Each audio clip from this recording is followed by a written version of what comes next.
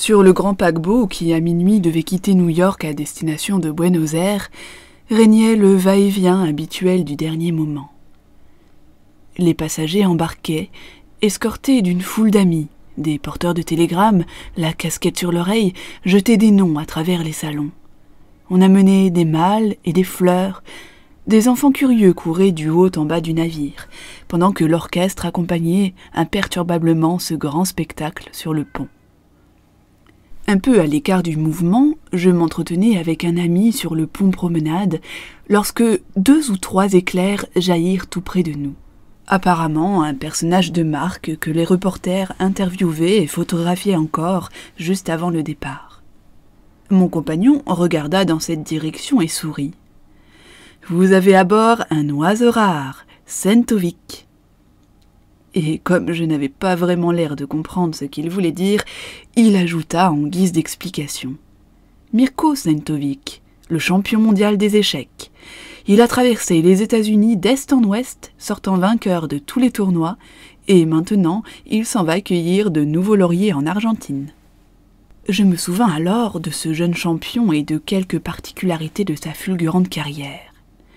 Mon ami, qui lisait les journaux mieux que moi, compléta mes souvenirs d'une quantité d'anecdotes.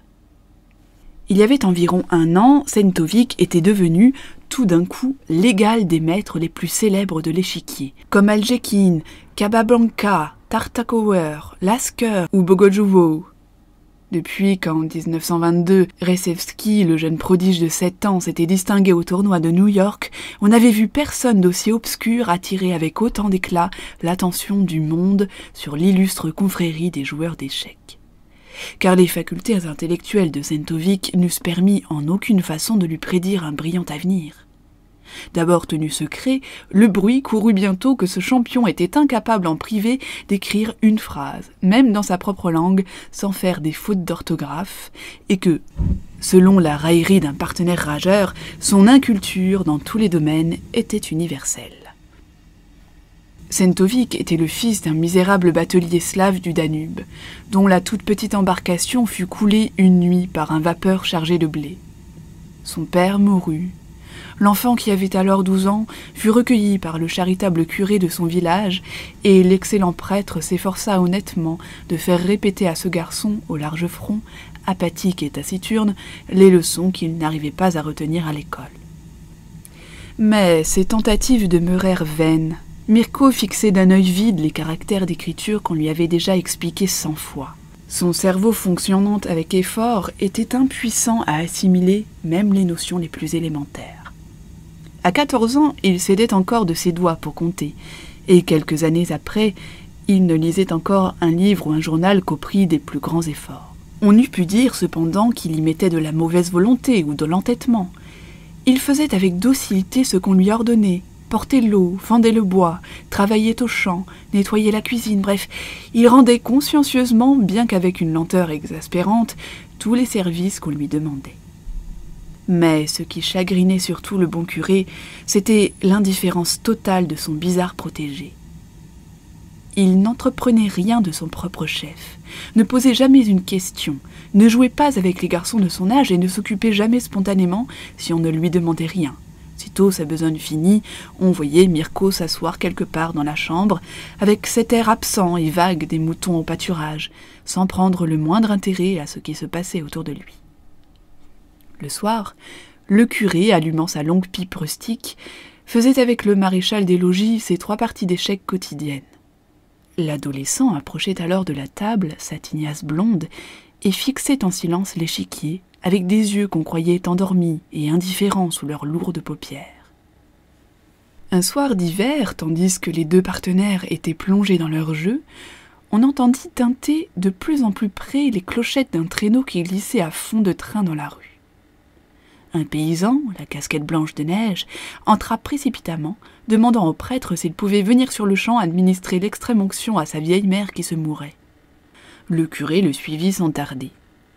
Le maréchal des logis, qui n'avait pas encore vidé son verre de bière, ralluma encore une dernière pipe et se mit en devoir de renfiler ses lourdes bottes pour s'en aller, lorsqu'il s'aperçut tout à coup que le regard de Mirko s'était obstinément fixé sur l'échiquier et la partie commençait. « Eh bien, veux-tu la finir ?» dit-il en plaisantant, car il était persuadé que le jeune endormi ne saurait pas déplacer un seul pion correctement sur l'échiquier. Le garçon leva timidement la tête, fit signe que oui, et s'assit à la place du curé. En 14 coups, voilà le maréchal des logis battu, et en plus obligé de reconnaître qu'il ne devait pas sa défaite à une négligence de sa part. La seconde partie tourna de même. « Mais c'est l'âne de Balaam !» s'écria l'ecclésiastique stupéfait lorsqu'il rentra. Et il expliqua au maréchal des logis, moins versé que lui dans les Écritures, comment, 2000 ans auparavant, semblable miracle s'était produit, une créature muette ayant soudain prononcé des paroles pleines de sagesse. Malgré l'heure avancée, le curé ne put réprimer son envie de se mesurer avec son protégé. Mirko le battit lui aussi aisément. Il avait un jeu lent, tenace, imperturbable, et ne relevait jamais son large front penché sur l'échiquier. Mais la sûreté de sa tactique était indiscutable.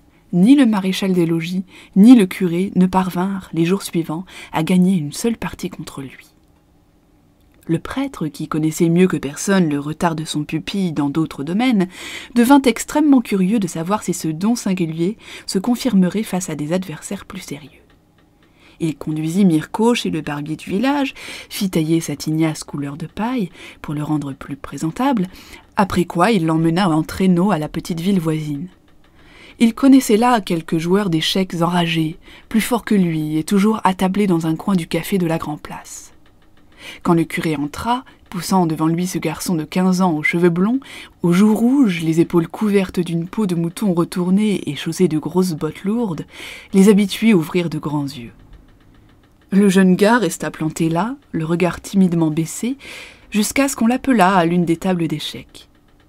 Il perdit la première partie, n'ayant jamais vu son excellent protecteur pratiquer ce qu'on appelle l'ouverture sicilienne. La seconde fois, il faisait déjà partie nulle contre le meilleur joueur de la société. Et dès la troisième et la quatrième, il les battait tous l'un après l'autre. C'est ainsi qu'une petite ville de province yougoslave fut le théâtre d'un événement des plus palpitants et que ces notables au grand complet assistèrent au début sensationnel de ce champion villageois. À l'unanimité, on décida de retenir en ville le jeune prodige jusqu'au lendemain pour pouvoir informer de sa présence les autres membres du club et surtout pour prévenir dans son château le vieux comte Simzik, un fanatique du jeu d'échecs. Le curé, qui regardait son pupille avec une fierté toute nouvelle, ne pouvait cependant pas, malgré la joie de cette découverte, négliger ses devoirs dominicaux. Il se déclara prêt à laisser Mirko à ces messieurs pour qu'il fît mieux encore ses preuves. Le jeune Sentovic fut alors installé à l'hôtel, aux frais des joueurs, et il vit ce soir-là pour la première fois de sa vie un cabinet muni d'une chasse d'eau. Le dimanche après-midi suivant, dans une salle comble, Mirko demeura assis sans bouger 4 heures durant, devant l'échiquier, et sans prononcer une parole, ni même lever les yeux, il vainquit tous ses adversaires. Quelqu'un proposa une partie simultanée. On eut 1000 peines à expliquer au rusto qu'on entendait par là le faire jouer seul contre plusieurs partenaires. Mais sitôt que Mirko eut compris le principe, il s'exécuta sans retard, alla lentement d'une table à l'autre en faisant craquer ses gros souliers, et pour finir, gagna 7 parties sur les 8. Alors commencèrent de longues délibérations. Bien que le nouveau champion ne fût pas un ressortissant de la ville au sens étroit du mot, l'esprit de clocher se réveilla très fort. Qui sait si la petite localité, dont l'existence était à peine relevée sur la carte, n'allait pas s'illustrer pour la première fois en donnant au monde un homme célèbre?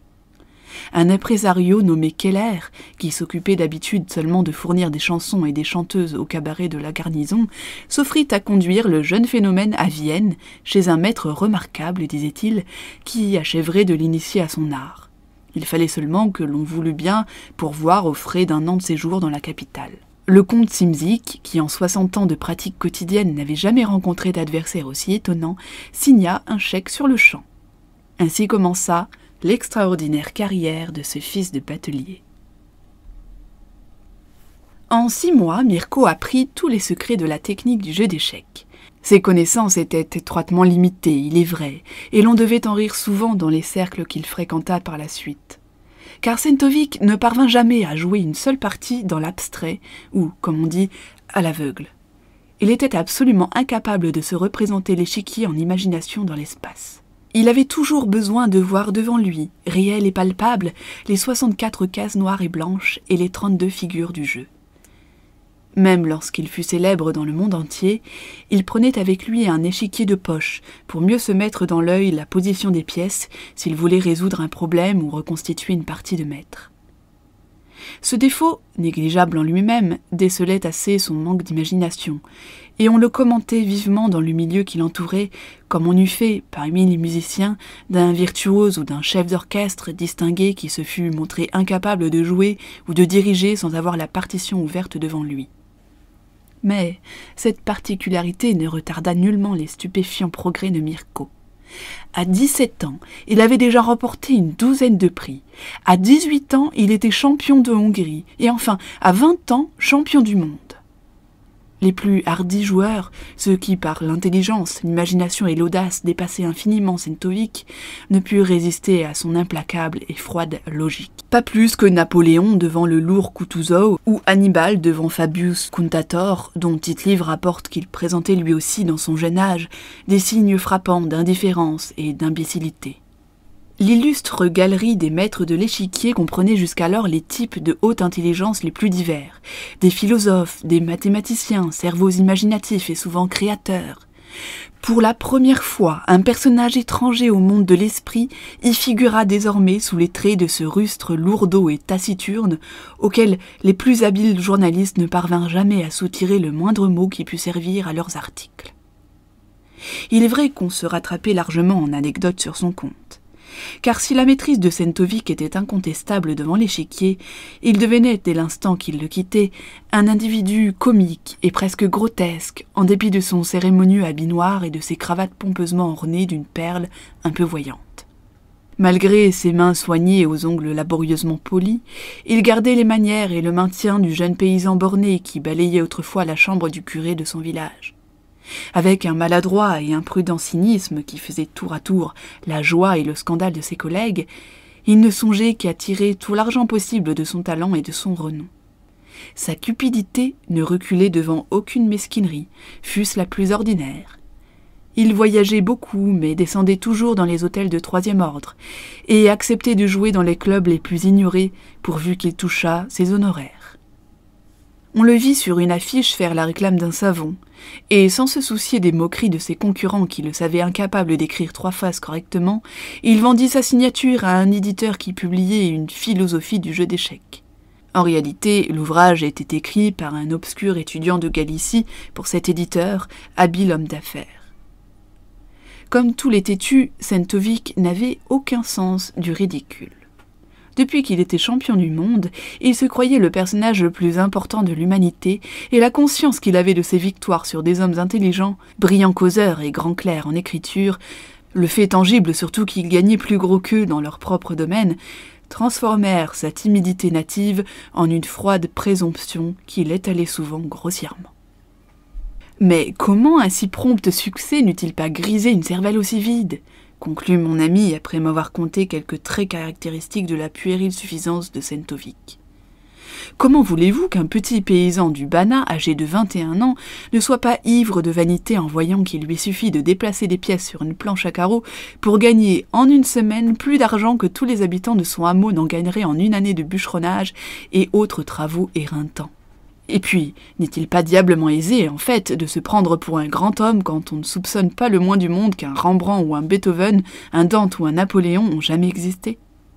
Ce gaillard ne sait qu'une chose, derrière son front barré, c'est que depuis des mois, il n'a pas perdu une seule partie d'échecs, et comme précisément il ne soupçonne pas qu'il y a d'autres valeurs en ce monde que les échecs et l'argent, il a toutes les raisons d'être enchanté de lui-même. Ces propos de mon ami ne manquèrent pas d'exciter ma curiosité. Les monomaniaques de tout poil, les gens qui sont possédés par une seule idée, m'ont toujours spécialement intrigué, car plus un esprit se limite, plus il touche par ailleurs à l'infini. Ces gens-là, qui vivent solitaires en apparence, construisent avec leurs matériaux particuliers, et à la manière des termites, des mondes en raccourci d'un caractère tout à fait remarquable. Aussi déclarai-je mon intention d'observer de près ce singulier spécimen de développement intellectuel unilatéral et de bien employer à cet effet les 12 jours de voyage qui nous séparaient de Rio. « Vous avez peu de chance pourtant de parvenir à vos fins, » me prévint mon ami. « Personne que je sache n'a encore réussi à tirer de Sentovic le moindre indice d'ordre psychologique. Derrière son insondable bêtise, ce rustre est assez malin pour ne jamais se compromettre. C'est bien simple, il évite toute conversation, hormis celle des compatriotes de sa région qu'il rencontre dans les petites auberges où il fréquente. Sitôt qu'il fait un homme instruit, il rentre dans sa coquille, ainsi personne ne peut se vanter de l'avoir entendu dire une sottise ou d'avoir mesuré l'étendue de son ignorance que l'on dit universelle. » L'expérience devait justifier ces paroles. Pendant les premiers jours du voyage, je dus reconnaître qu'il était tout à fait impossible d'approcher Sentovic à moins de se montrer d'une grossière indiscrétion qui n'est ni de mon goût ni dans mes habitudes. Il se promenait parfois sur le pont promenade, mais c'était toujours d'un air absorbé et farouche, les mains croisées derrière le dos, dans l'attitude où un tableau bien connu représente Napoléon. Au surplus, il quittait les lieux avec tant de brusquerie et de précipitation, après ses déambulations douteuses, qu'il eût fallu le suivre au trot pour pouvoir lui adresser la parole. Dans les divers salons, on ne le voyait jamais ni au bar ni au fumoir. Le steward me confia discrètement qu'il passait le plus clair de son temps dans sa cabine, à s'entraîner ou à répéter une partie devant un grand échiquier. 3 jours suffirent à me convaincre que sa tactique défensive était plus habile que ma volonté de l'aborder. J'en fus très contrarié. Je n'avais encore jamais eu l'occasion de connaître personnellement un champion d'échecs, et plus je m'efforçais de m'en représenter un, moins j'y parvenais. Comment se figurer l'activité d'un cerveau exclusivement occupé, sa vie durant, d'une surface composée de 64 cases noires et blanches? Assurément, je connaissais par expérience le mystérieux attrait de ce jeu royal, le seul entre tous les jeux inventés par les hommes qui échappe souverainement à la tyrannie du hasard, le seul où l'on ne doive sa victoire qu'à son intelligence, ou plutôt à une certaine forme d'intelligence. Mais n'est-ce pas déjà le limiter injurieusement que d'appeler les échecs un jeu?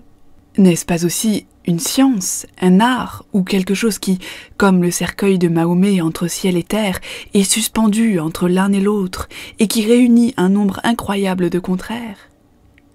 L'origine s'en perd dans la nuit des temps, et cependant il est toujours nouveau.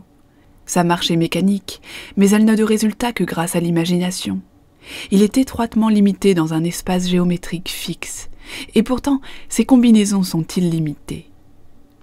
Il poursuit un développement continuel, mais il reste stérile. C'est une pensée qui ne mène à rien, une mathématique qui n'établit rien, un art qui ne laisse pas d'œuvre, une architecture sans matière. Et il a prouvé néanmoins qu'il était plus durable à sa manière que les livres ou que tout autre monument, ce jeu unique qui appartient à tous les peuples et à tous les temps, et dont personne ne sait quel dieu en fit don à la terre pour tuer l'ennui, pour aiguiser l'esprit et stimuler l'âme. Où commence-t-il? Où finit-il?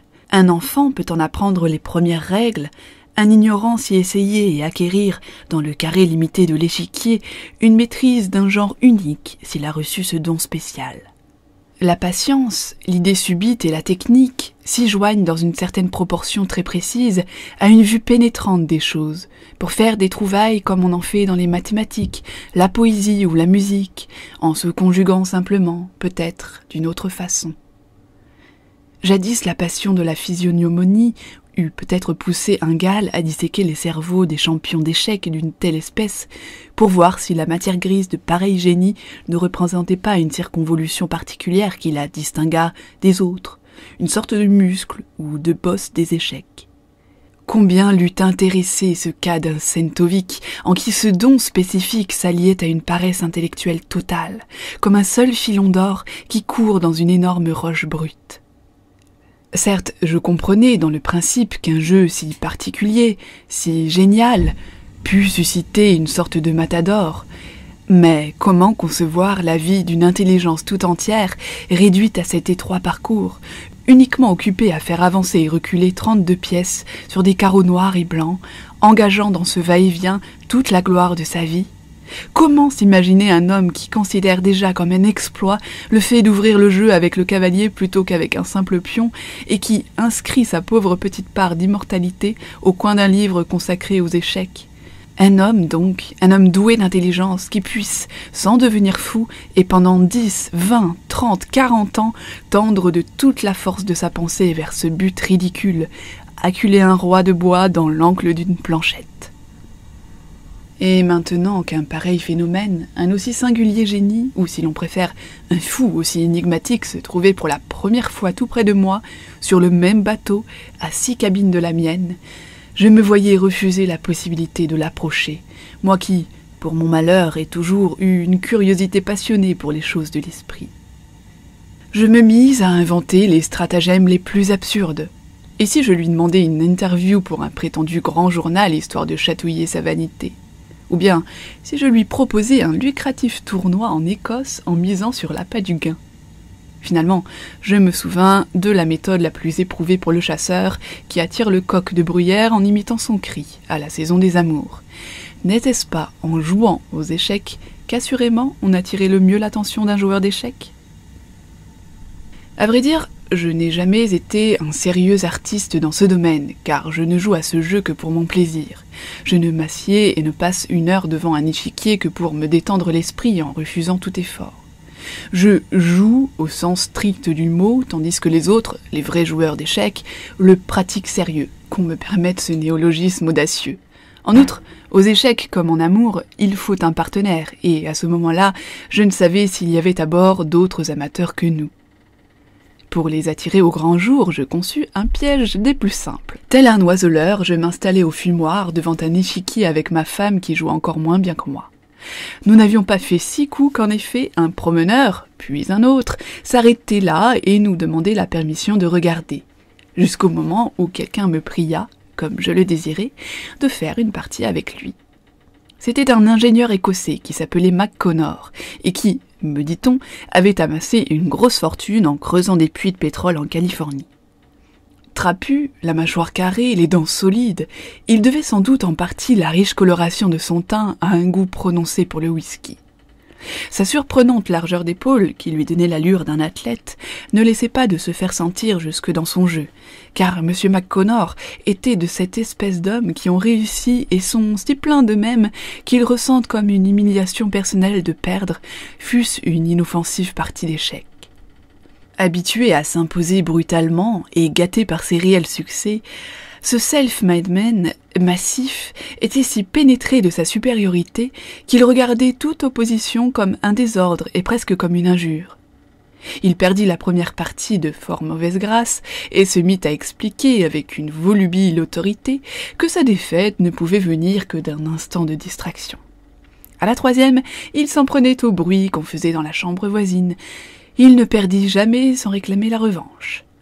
Cet acharnement d'amour-propre m'amusa d'abord. Puis je n'y vis plus qu'une circonstance secondaire qui me gênait en rien mon projet d'attirer à notre table le champion du monde. Le 3e jour, mon stratagème réussit. Mais à moitié seulement. Sentovic nous avait-il aperçus par un hublot en se promenant sur le pont, ou bien honorait-il par hasard le fumoir de sa présence ce jour-là ? Toujours est-il que nous le vîmes faire malgré lui quelques pas dans notre direction, et jeter, à bonne distance, un œil de connaisseur sur l'échiquier où nous nous mêlions de pratiquer son art. McConnor était justement en train de déplacer un pion. Hélas, ce seul coup suffit à montrer à Sentovic combien nos efforts de dilettante étaient peu dignes de son royal intérêt. Avec le geste dont on repousse, sans même le feuilleter, un mauvais roman policier à l'étalage d'une librairie, Sentovic s'écarta de notre table et quitta le fumoir. Pesé et trouvé trop léger, me dis-je en moi-même un peu froissé par ce regard sec et méprisant.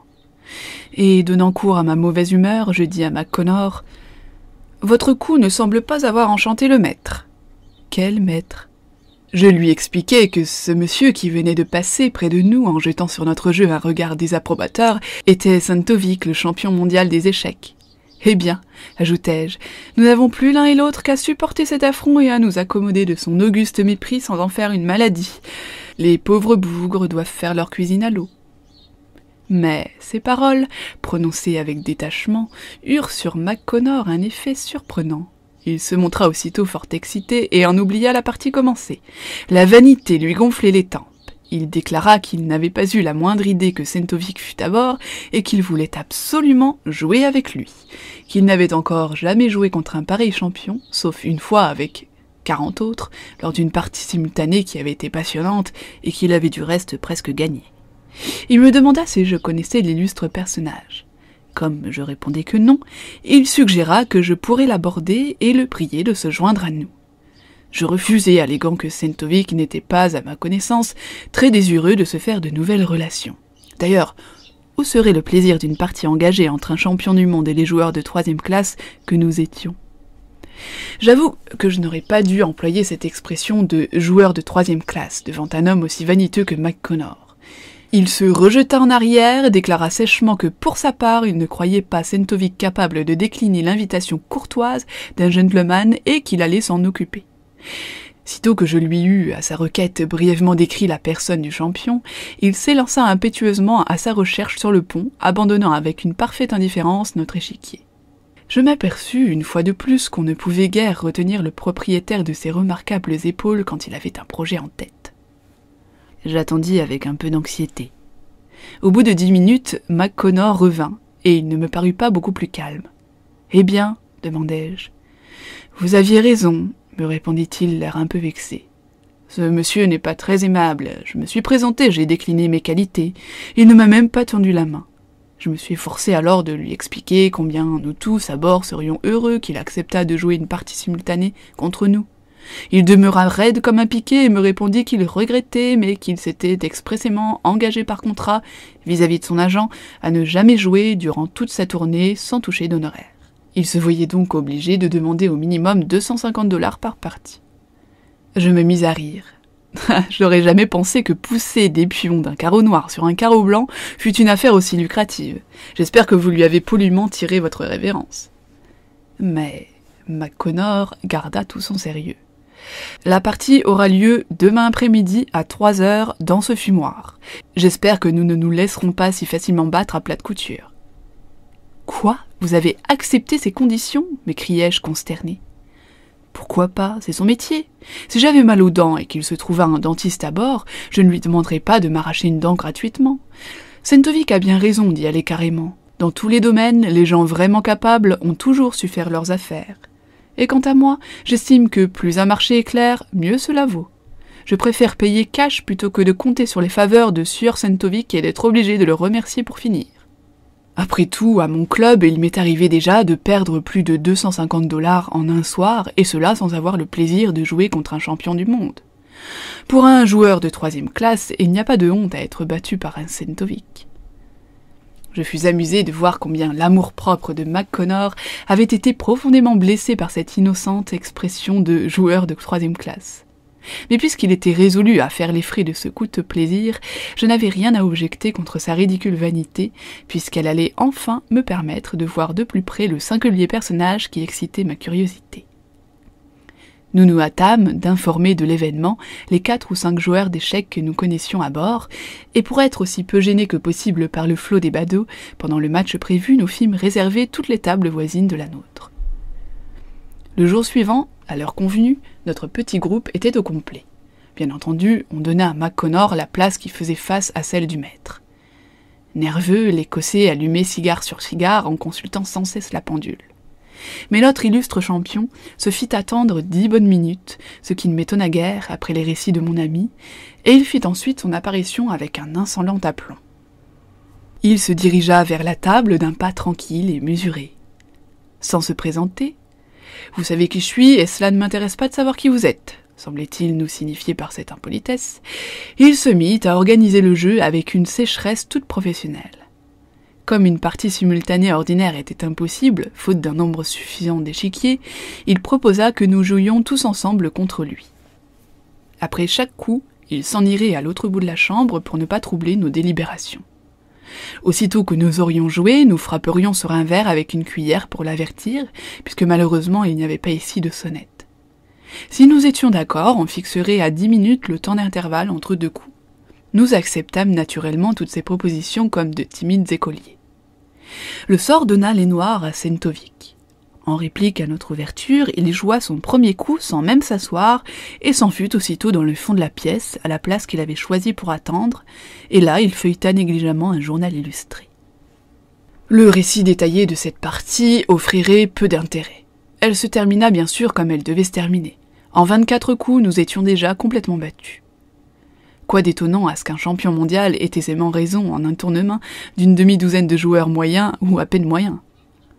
Ce qui nous était désagréable, c'était seulement la suffisance avec laquelle Sentovic nous faisait sentir de façon trop évidente sa supériorité. À chaque coup, il ne jetait sur l'échiquier qu'un regard en apparence distrait, nous considérait négligemment en passant, comme si nous n'étions nous-mêmes que d'inertes pièces de bois, et cette attitude désinvolte faisait involontairement songer au geste avec lequel on lance un os à un chien galeux en se détournant. S'il avait un peu de délicatesse, me dis-je, il pourrait attirer notre attention sur les fautes que nous faisons, ou bien nous encourager d'un mot aimable. Mais non, la partie terminée, cette machine à jouer aux échecs prononça « mat » sans plus, puis resta là, immobile et muet, attendant de savoir si nous désirions recommencer.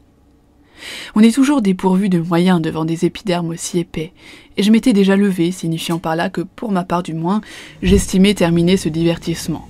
Lorsqu'à mon grand dépit, j'entendis McConnor dire à côté de moi d'une voix tout enrouée « Revanche !» Je fus presque épouvanté de son ton provocateur. En ce moment, McConnor faisait en effet plutôt penser à un boxeur qui va asséner un coup qu'à un gentleman bien élevé. Était-ce la manière peu agréable dont nous avions traité Sentovic, ou simplement son ambition maladive et irritable? Toujours est-il que McConnor paraissait avoir changé de nature. Rouge jusqu'à la racine des cheveux, les narines dilatées, il transpirait visiblement et se mordait les lèvres. Un pli profond se creusait de sa bouche à son menton tendu en avant, l'air agressif. Dans ses yeux, je reconnus avec inquiétude cette flamme de folle passion qui ne saisit d'ordinaire que les joueurs de roulette quand, pour la 6e ou 7e fois, ils ont misé double sur une couleur qui ne sort pas. À cet instant, je fus certain que cet amour-propre forcené allait lui coûter toute sa fortune, qu'il allait jouer et rejouer sans cesse, en simple ou en doublé, contre Sentovic jusqu'à ce qu'il ait gagné au moins une fois. Et si le champion persévérait, McConnor serait pour lui une mine d'or dont il tirerait bien quelques milliers de dollars avant que nous ne soyons à Buenos Aires. Sentovic demeura impassible. « Comme il vous plaira, » répondit-il poliment. « C'est à ces messieurs de prendre les noirs. » La deuxième partie débuta comme la première, à la seule différence que notre cercle s'était élargi et animé de quelques curieux. McConnor regardait fixement l'échiquier. On eût dit qu'il voulait magnétiser les pièces pour les mener à la victoire. Je sentais qu'il eût volontiers donné 1000 $ pour avoir le plaisir de crier « mat » à son peu galant adversaire. Bizarrement, il nous communiquait malgré nous quelque chose de sa ténacité acharnée. Nous discutions chaque coup avec plus de passion qu'auparavant, et nous ne nous mettions d'accord qu'au dernier moment pour donner à Sentovic le signal qui le rappelait à notre table. Nous étions parvenus ainsi, peu à peu, au 17e coup, et à notre propre ahurissement, la situation se présentait à notre avantage, car, chose incroyable, nous avions réussi à amener le pion de la ligne C jusqu'à l'avant-dernière case C2, il ne restait qu'à l'avancer en C1 pour faire une nouvelle dame. Nous n'étions, il est vrai, pas tout à fait rassurés devant une chance aussi apparente. À l'unanimité, nous soupçonnions Sentovic, qui, devant cet avantage que nous paraissions avoir conquis, voyait évidemment beaucoup plus loin que nous, de nous tendre cet appât avec d'autres intentions. Mais nous eûmes beau chercher et discuter, nous ne pûmes découvrir le traquenard. Finalement, le délai de réflexion réglementaire touchant à sa fin, nous nous décidâmes à risquer le coup. Déjà, McConnor poussait le pion lorsque quelqu'un le saisit brusquement par le bras et lui chuchota avec véhémence « Pour l'amour du ciel, pas cela !» Involontairement, chacun se retourna. Nous vîmes un homme d'environ 45 ans, au visage étroit et anguleux, que j'avais déjà rencontré sur le pont et qui m'avait frappé par sa pâleur étrange, son teint presque crayeux. Il avait dû s'approcher de nous durant ces dernières minutes, pendant que nous étions absorbés tout entiers par le problème à résoudre. Sentant nos regards posés sur lui, il ajouta très vite « Si vous faites dame maintenant, il vous attaque immédiatement avec le fou en C1 et vous ripostez avec le cavalier. Mais entre-temps, il ira menacer votre tour en D7 avec son pion libre, et même si vous faites échec avec le cavalier, vous êtes perdu et battu en 9 ou 10 coups. » Ce sont à peu près les positions qu'avaient Algéchine et Bogolbubo lors du grand tournoi des Pistians en 1922. Surpris, McConnor lâcha la pièce qu'il tenait dans la main et regarda, émerveillé comme nous tous, cet homme qui semblait tomber du ciel tel un ange sauveur. Pour prévoir 9 coups d'avance qui feraient mat, ce devait être un professionnel distingué, peut-être même un champion concurrent de Sentovic se rendant au même tournoi. Son arrivée et sa soudaine intervention, à un moment aussi critique, tenaient presque du miracle. Ce fut McConnor qui se ressaisit le premier. « Que me conseillez-vous » murmura-t-il fort excité. « N'avancez pas maintenant, évitez l'adversaire. Avant tout, éloignez le roi de la dangereuse ligne G8-H7. Votre partenaire attaquera probablement sur l'autre flanc, mais vous y parerez avec la tour C8-C4. Cela lui coûtera 2 coups, un pion et sa supériorité. Vous lutterez alors pion libre contre pion libre, et si vous vous défendez bien, vous ferez partie nulle. Vous ne pouvez pas tirer mieux de la situation. » Nous étions de plus en plus étonnés. La précision autant que la rapidité de ses calculs était déconcertante. On eût dit que cet homme lisait ses coups dans un livre. La chance inespérée que nous avions maintenant de faire, grâce à lui partie nulle contre un champion du monde, tenait de la magie. D'un commun accord, nous nous écartâmes pour mieux lui laisser voir l'échiquier. McConnor lui demanda encore une fois. « Déplacez le roi de G8 en H7. Certainement, il faut éviter l'adversaire. » McConnor obéit et nous frappâmes sur le verre. Sentovic s'avança vers notre table de son pas tranquille et apprécia la riposte d'un coup d'œil. Puis il poussa un pion de H2 en H4 sur l'autre flanc du roi, comme l'avait prévu notre sauveteur inconnu, qui aussitôt nous chuchota vivement. « La tour, avancez la tour de C8 en C4 pour qu'il soit obligé d'abord de protéger son pion. Cela ne lui servira d'ailleurs à rien. Vous attaquerez alors avec le cavalier C3 D5, sans vous soucier de son pion libre, et voilà la situation rétablie. Cette fois, en avant toutes, il n'est plus nécessaire de vous défendre. » Nous ne comprenions pas ce qu'il voulait dire, pas plus que s'il eût parlé chinois. Cependant, McConnor, déjà entièrement subjugué, fit ce qu'on lui ordonnait sans réfléchir davantage. Le verre tinta de nouveau, rappelant Sentovic. Pour la première fois, il ne joua pas aussitôt, il regarda d'abord l'échiquier avec une attention soutenue. Puis il fit exactement le coup que l'étranger nous avait annoncé et s'apprêta à s'éloigner. Cependant, avant de se détourner, se produisit un fait nouveau, inattendu. Sentovic leva les yeux et il examina nos rangs. Il cherchait manifestement à savoir qui lui opposait tout à coup une si énergique résistance. Dès ce moment, notre excitation ne connut plus de bornes. Si nous avions été jusque-là sans espoir, la pensée de briser la froide arrogance de Sentovic nous brûlait maintenant le sang. Déjà, notre nouvel ami avait décidé du coup suivant. Mes doigts tremblaient quand je saisis la cuillère pour frapper sur le verre. Nous connûmes alors notre premier triomphe. Le champion qui avait toujours joué debout hésita et finit par s'asseoir. Il se laissa tomber à regret et pesamment sur son siège. Qu'importe, il cessait ainsi de marquer physiquement sa supériorité sur nous. Nous l'avions obligé à se mettre sur le même plan que nous, tout au moins dans l'espace. Il réfléchit longtemps, penché sur l'échiquier, si bien qu'on ne voyait presque plus ses yeux sous les sombres paupières, et il faisait un tel effort de réflexion qu'il en ouvrait insensiblement la bouche, ce qui donnait à sa figure ronde une expression un peu niaise. Au bout de quelques minutes, il joua et se leva. Notre ami murmura aussitôt « Bien joué, il ne se compromet pas. Mais ne vous y laissez pas prendre. Obligez-le à choisir, il le faut, pour obtenir partie nulle. Et alors, rien ne pourra plus le sauver. » McConnor obéit. Dans les coups suivants, les deux adversaires se livrèrent sur l'échiquier à un manège auquel nous autres, réduits depuis longtemps au rôle de comparses inutiles, ne comprenions rien du tout. Après 6 ou 7 coups, Sentovic resta longtemps songeur, puis il déclara « Partie nulle ». Il y eut un instant de silence complet. Dans le fumoir, on entendit tout à coup le bruit des vagues. La radio du salon nous envoya un jazz. Chaque pas résonna distinctement sur le pont. On perçut jusqu'au léger sifflement du vent passant par les interstices des fenêtres. Le souffle coupé par la rapidité de l'événement, nous étions véritablement effrayés de l'invraisemblance de cette aventure. Comment cet inconnu avait-il eu le pouvoir de faire perdre à moitié une partie à un champion du monde ?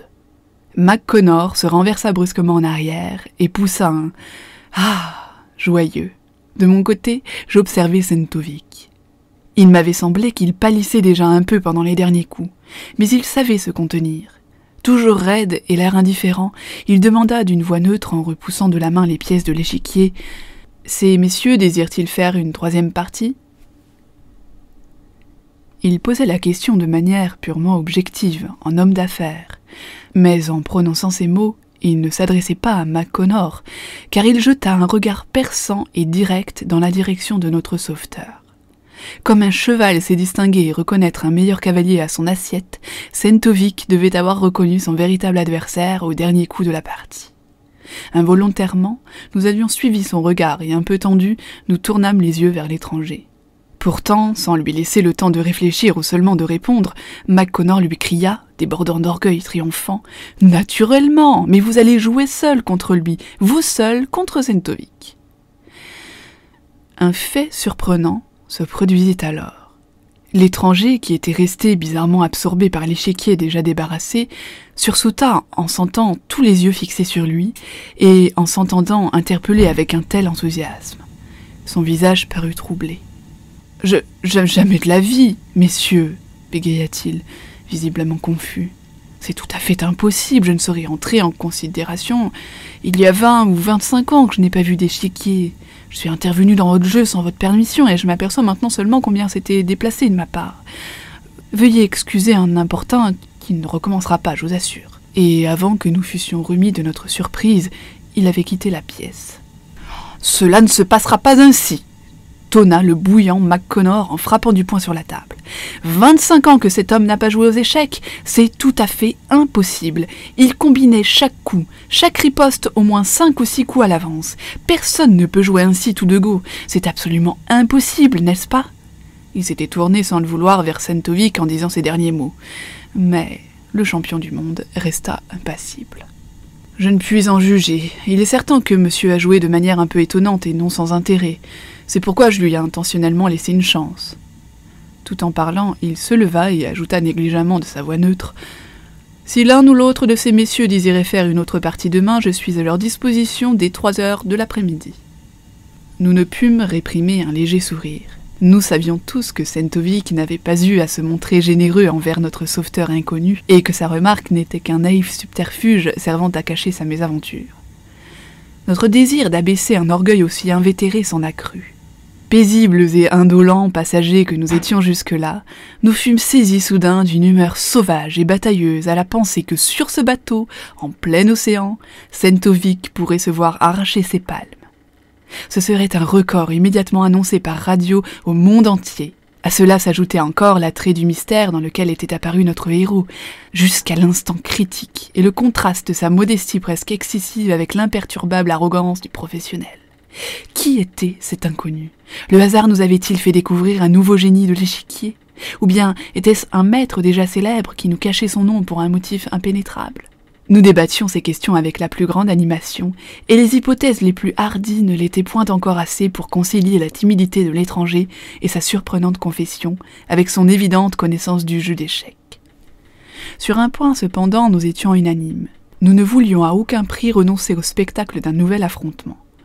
Nous convînmes de tout tenter pour décider l'inconnu à jouer une partie contre Sentovic le lendemain, et McConnor s'engagea à couvrir les risques financiers de l'affaire.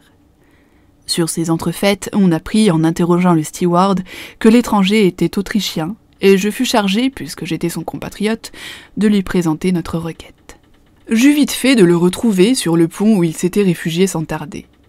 Il lisait, étendu sur sa chaise longue. Avant de l'aborder, je le considérais longuement. Sa tête anguleuse s'appuyait au coussin dans une pose un peu lasse, et l'étonnante pâleur de ce visage relativement jeune me frappa de nouveau. Ses cheveux étaient tout blancs.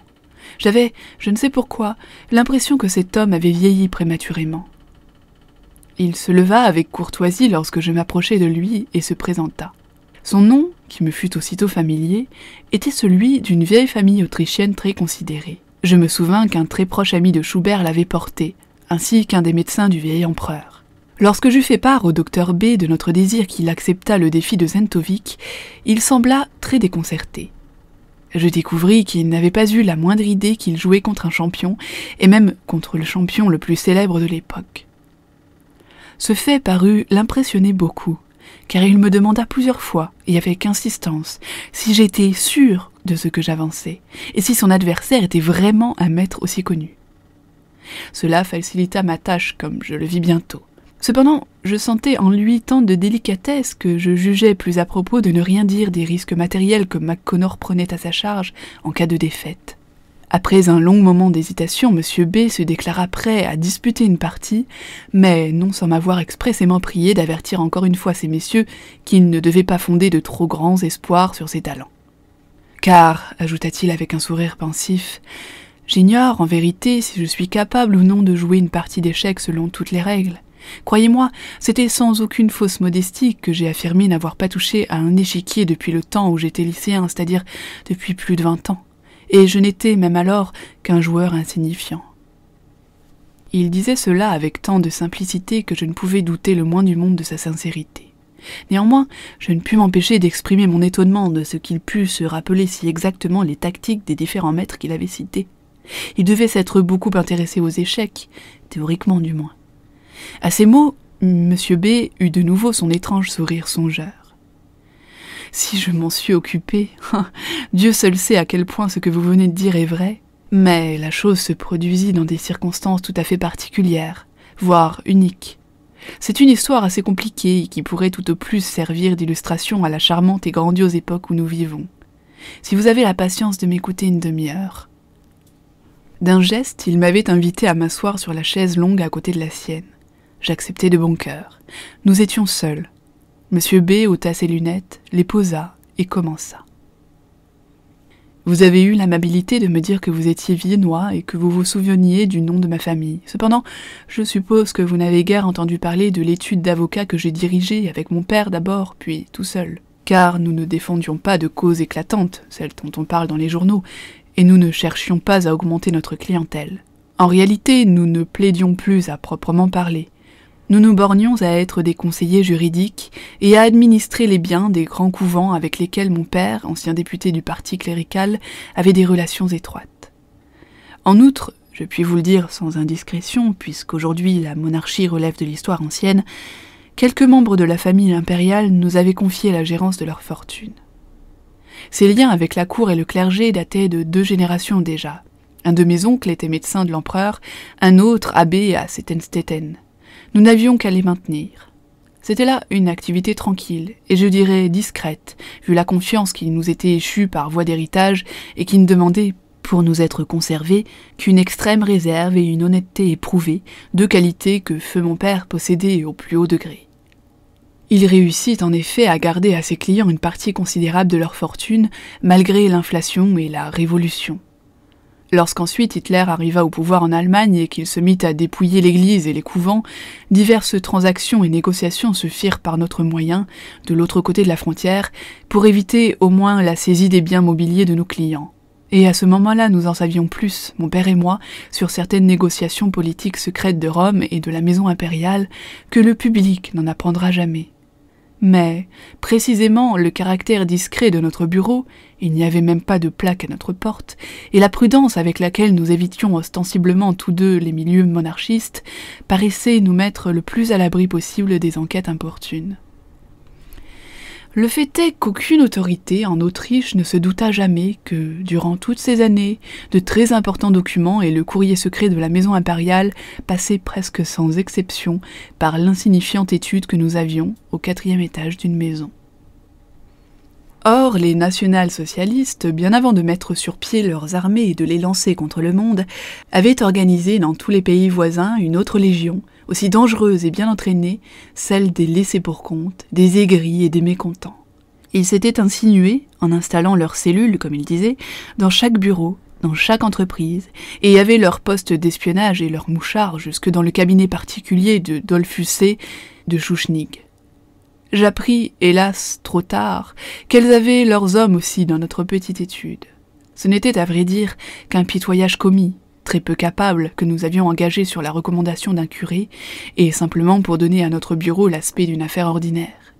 Nous ne lui confions rien d'autre que des courses inoffensives, le soin de répondre au téléphone et de ranger des documents, mais seulement ceux qui étaient insignifiants et sans aucune importance. Il n'était jamais autorisé à ouvrir le courrier. J'écrivais moi-même à la machine toutes les lettres importantes, sans en laisser de copie au bureau. J'emportais chez moi les documents de valeur et donnais mes consultations secrètes exclusivement au prieuré du couvent ou dans le cabinet de mon oncle. Grâce à ces précautions, ce mouchard n'avait rien d'intéressant à épier au bureau. Il fallut un hasard malheureux pour que l'ambitieux individu s'aperçût qu'on se méfiait de lui et que toutes sortes d'affaires sérieuses se passaient derrière son dos. Peut-être en mon absence, un messager imprudent a-t-il parlé de « Sa Majesté » au lieu de l'appeler le baron Berne, comme il était convenu, ou bien le gredin a-t-il ouvert des lettres, contrairement aux ordres reçus. Toujours est-il que Munich ou Berlin le chargea de nous surveiller, avant que j'en eusse le moindre soupçon.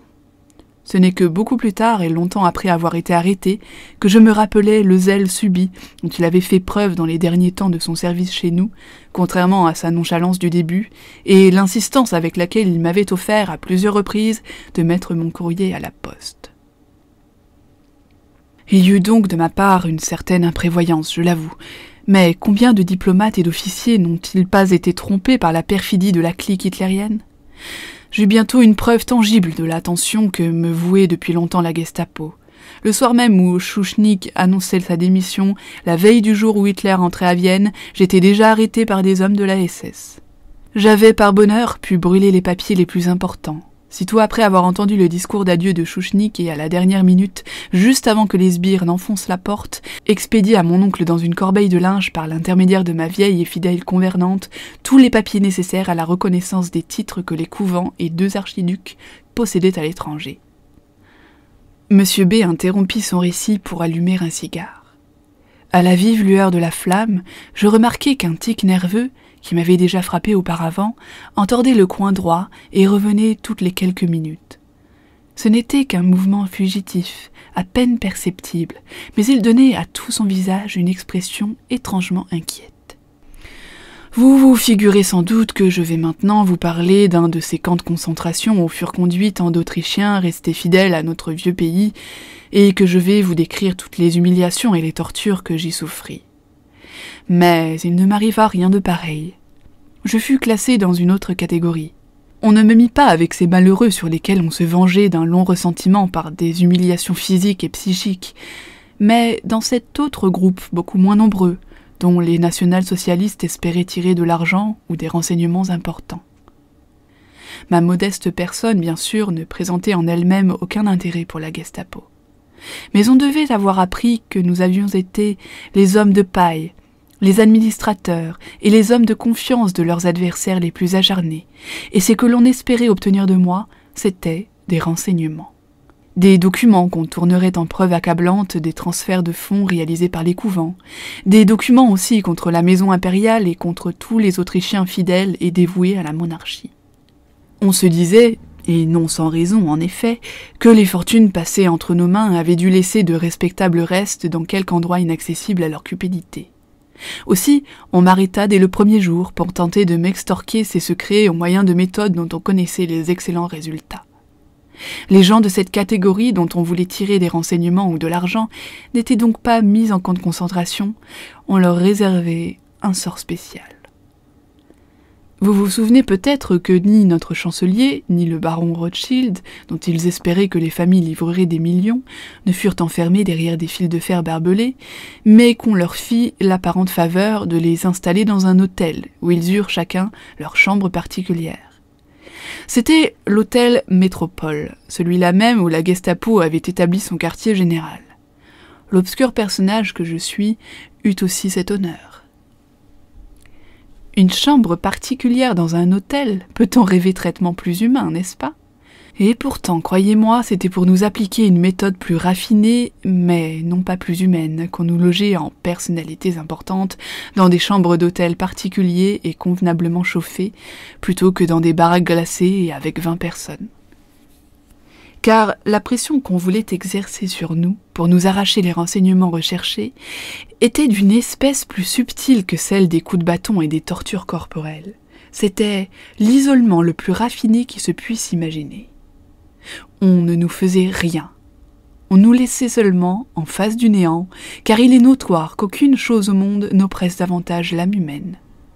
En créant autour de chacun de nous un vide complet, en nous confinant dans une chambre hermétiquement fermée au monde extérieur, on usait d'un moyen de pression qui devait nous desserrer les lèvres, de l'intérieur, plus sûrement que les coups et le froid. Au premier abord, la chambre qu'on m'assigna n'avait rien d'inconfortable. Elle possédait une porte, un lit, une chaise, une cuvette, une fenêtre grillagée. Mais la porte demeurait verrouillée jour et nuit. Il m'était interdit d'avoir un livre, un journal, du papier ou un crayon, et la fenêtre s'ouvrait sur un mur coupe-feu. Autour de moi, c'était le néant. J'y étais tout entier plongé. On m'avait pris ma montre afin que je ne mesure plus le temps, mon crayon afin que je ne puisse plus écrire, mon couteau afin que je ne m'ouvre pas les veines. On me refusa même la légère griserie d'une cigarette. Je ne voyais jamais aucune figure humaine, sauf celle du gardien, qui avait ordre de ne pas m'adresser la parole et de ne répondre à aucune question. Je n'entendais jamais une voix humaine. Jour et nuit, les yeux, les oreilles, tous les sens ne trouvaient pas le moindre aliment. On restait seul, désespérément seul en face de soi-même, avec son corps et 4 ou 5 objets muets, la table, le lit, la fenêtre, la cuvette. On vivait comme le plongeur sous sa cloche de verre, dans ce noir océan de silence, mais un plongeur qui pressent déjà que la corde qui le reliait au monde s'est rompue et qu'on ne le remontera jamais de ses profondeurs muettes. On n'avait rien à faire, rien à entendre, rien à voir. Autour de soi régnait le néant vertigineux, un vide sans dimension dans l'espace et dans le temps.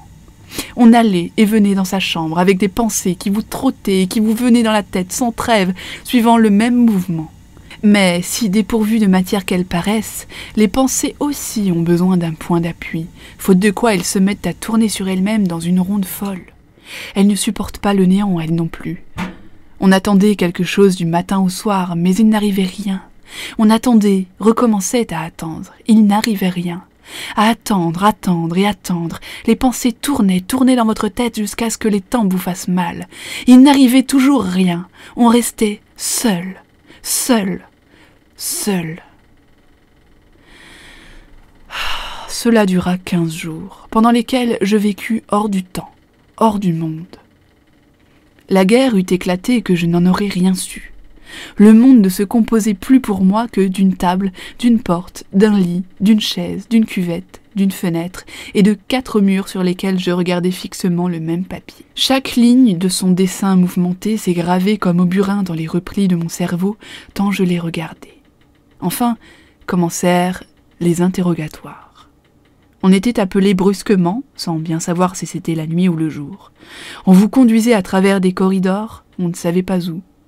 On attendait ensuite quelque part, sans savoir où on était, puis on se trouvait tout à coup devant une table autour de laquelle étaient assis quelques personnages en uniforme. Sur la table, il y avait une liasse de papier, un dossier dont on ne savait ce qu'il contenait, et aussitôt commençaient les questions, les franches et les perfides, celles qui en cachent d'autres, celles qui cherchent à vous prendre au piège. Pendant que vous répondiez, des mains étrangères et hostiles feuilletaient ces papiers dont vous ne saviez ce qu'ils contenaient, des doigts étrangers et hostiles griffonnaient un procès-verbal sans que vous sachiez ce qu'ils écrivaient. Mais le plus redoutable pour moi dans ces interrogatoires, c'était de ne jamais pouvoir deviner ce que, grâce à son espionnage, la Gestapo connaissait réellement de la marche de mes affaires et ce qu'elle voulait apprendre de moi. Comme je vous l'ai dit, j'avais expédié à mon oncle à la dernière minute et par l'intermédiaire de ma gouvernante les documents les plus compromettants. Mais les avait-il reçus? Ne les avait-il pas reçus? Et jusqu'à quel point mon employé m'avait-il trahi? Qu'avait-on pu saisir de mes lettres? Qu'avait-on tiré, peut-être déjà, d'un pauvre prêtre habilement interrogé dans l'un des couvents que nous représentions? On me questionnait. Quel titre avais-je déjà acheté pour ce couvent? Avec quelle banque étais-je en correspondance? Connaissais-je monsieur Intel? Recevais-je des lettres de Suisse et de Stino-Kerzil? Et comme je ne pouvais me faire une idée exacte de ce qu'on savait déjà, chacune de mes réponses comportait une écrasante responsabilité. Si je reconnaissais quelque chose qu'on ne savait pas, j'envoyais peut-être quelqu'un à la mort. Si j'en taisais trop, je me nuisais à moi-même. L'interrogatoire n'était pourtant pas le pire. Le pire, c'était le retour à ce néant, juste après, dans cette même chambre, devant cette même table, ce même lit, cette même cuvette, ce même papier au mur. car à peine étais-je seule avec mes pensées que je me mettais à refaire l'interrogatoire, à songer à ce que j'aurais dû répondre de plus habile, à ce que je devais dire la prochaine fois pour écarter le soupçon que j'avais peut-être éveillé par une remarque inconsidérée. J'examinais, je creusais, je sondais, je contrôlais chacune de mes dépositions, je repassais chaque question posée, chaque réponse donnée, j'essayais d'apprécier ce que leur procès-verbal pouvait avoir enregistré, tout en sachant bien que je n'y parviendrais jamais. Mais ces pensées, une fois mises en branle dans cet espace vide, elles tournaient dans ma tête, faisant sans cesse entre elles de nouvelles combinaisons et me poursuivant jusque dans mon sommeil. Ainsi, une fois fini l'interrogatoire de la Gestapo, mon propre esprit prolongeait inexorablement son tourment avec autant, ou peut-être même plus de cruauté que les juges qui levaient l'audience au bout d'une heure, tandis que dans ma chambre, cette affreuse solitude rendait ma torture interminable. Autour de moi, jamais rien d'autre que la table, l'armoire, le lit, le papier peint, la fenêtre. Aucune distraction, pas de livre, pas de journal, pas d'autre visage que le mien, pas de crayon qui m'eût permis de prendre des notes, pas une allumette pour jouer, rien, rien à rien. Oui, il fallait un génie diabolique, un tueur d'âme pour inventer ce système de la chambre d'hôtel. Dans un camp de concentration, il m'eût fallu sans doute charrier des cailloux jusqu'à ce que mes mains saignent et que mes pieds gèlent dans mes chaussures. J'eusse été parqué avec 25 autres dans le froid et la puanteur. Mais, du moins, j'aurais vu des visages, j'aurais pu regarder un champ, une brouette, un arbre, une étoile, quelque chose enfin qui change, au lieu de cette chambre immuable, si horriblement semblable à elle-même dans son immobile fixité. Là, rien qui puisse me distraire de mes pensées, de mes folles imaginations, de mes récapitulations maladives. Et c'était justement ce qu'il voulait, me faire ressasser mes pensées jusqu'à ce qu'elles m'étouffent et que je ne puisse faire autrement que de les cracher, pour ainsi dire, d'avouer tout ce qu'il voulait, livrant ainsi mes amis et les renseignements désirés. Je sentais que mes nerfs, peu à peu, commençaient à se relâcher sous cette atroce pression du néant, et je me raidissais jusqu'à la limite de mes forces pour trouver ou pour inventer une diversion. En guise d'occupation, je récitais ou reconstituais tant bien que mal tout ce que j'avais appris par cœur autrefois, chants populaires et rimes enfantines, passages d'Homère appris au lycée, paragraphes du Code civil. Puis, j'essayais de faire des calculs, d'additionner, de diviser des nombres quelconques, mais dans ce vide, ma mémoire ne retenait rien. Je ne pouvais me concentrer sur rien. La même pensée se glissait partout. Que savent-ils? Qu'ai-je dit hier? Que dois-je dire la prochaine fois? Je vécus 4 mois dans ces conditions indescriptibles. 4 mois, c'est vite écrit et c'est vite dit. Un quart de seconde suffit à articuler ces 3 syllabes. 4 mois. Quelques caractères suffisent à les noter. Mais comment peindre, comment exprimer, fût-ce pour soi-même, une vie qui s'écoule hors de l'espace et du temps? Personne ne dira jamais comment vous ronge et vous détruit ce vide inexorable, de quelle manière agit sur vous la vue de cette perpétuelle table et de ce lit, de cette perpétuelle cuvette et de ce papier au mur, ce silence auquel on vous réduit, l'attitude de ce gardien toujours le même et qui pose la nourriture devant son prisonnier sans lui jeter un regard.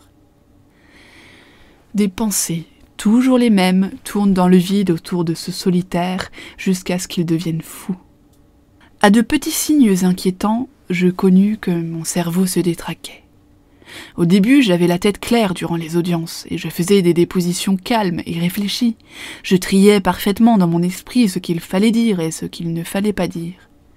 Maintenant, je n'articulais plus même une phrase toute simple sans bégayer, car tout en la prononçant, je fixais, hypnotisé, la plume du greffier qui courait sur le papier, comme si je voulais courir après mes propres paroles. Je sentais que mes forces diminuaient et qu'approchait le moment où, dans l'espoir de me sauver, je dirais tout ce que je savais et peut-être davantage encore, ou pour échapper à l'emprise mortelle de ce néant, je trahirais 12 hommes et leurs secrets, dussé-je n'y gagner qu'un instant de répit. J'en étais là, un certain soir. Le gardien m'apporta justement alors à manger, et je lui criai en suffoquant au moment où il s'en allait: « Conduisez-moi à l'interrogatoire, je dirai tout, je dirai où sont les papiers, où est l'argent, je dirai tout, tout. » Par bonheur, il n'entendit pas. Peut-être aussi ne voulut-il pas entendre. J'en étais réduit à cette extrémité quand se produisit un événement inattendu, qui devait être mon salut, du moins pour un certain temps. C'était un jour sombre et maussade de la fin de juillet. Je me souviens très bien de ce détail parce que la pluie tambourinait sur les vitres, le long du couloir par lequel on m'emmenait à l'interrogatoire. On me fit attendre dans l'antichambre du juge d'instruction. Il fallait toujours attendre avant de comparaître, cela faisait partie de la méthode. On commençait par ébranler les nerfs de l'inculpé en l'envoyant chercher brusquement au milieu de la nuit, puis lorsqu'il s'était ressaisi, bandant toutes ses énergies en vue de l'audience, on le faisait attendre absurdement 1 heure, 2 heures, 3 heures avant de l'interroger pour le mater corps et âme. Je restai debout dans cette salle d'attente 2 bonnes heures durant, ce jeudi 27 juillet. Et voici pourquoi je me rappelle si précisément de cette date.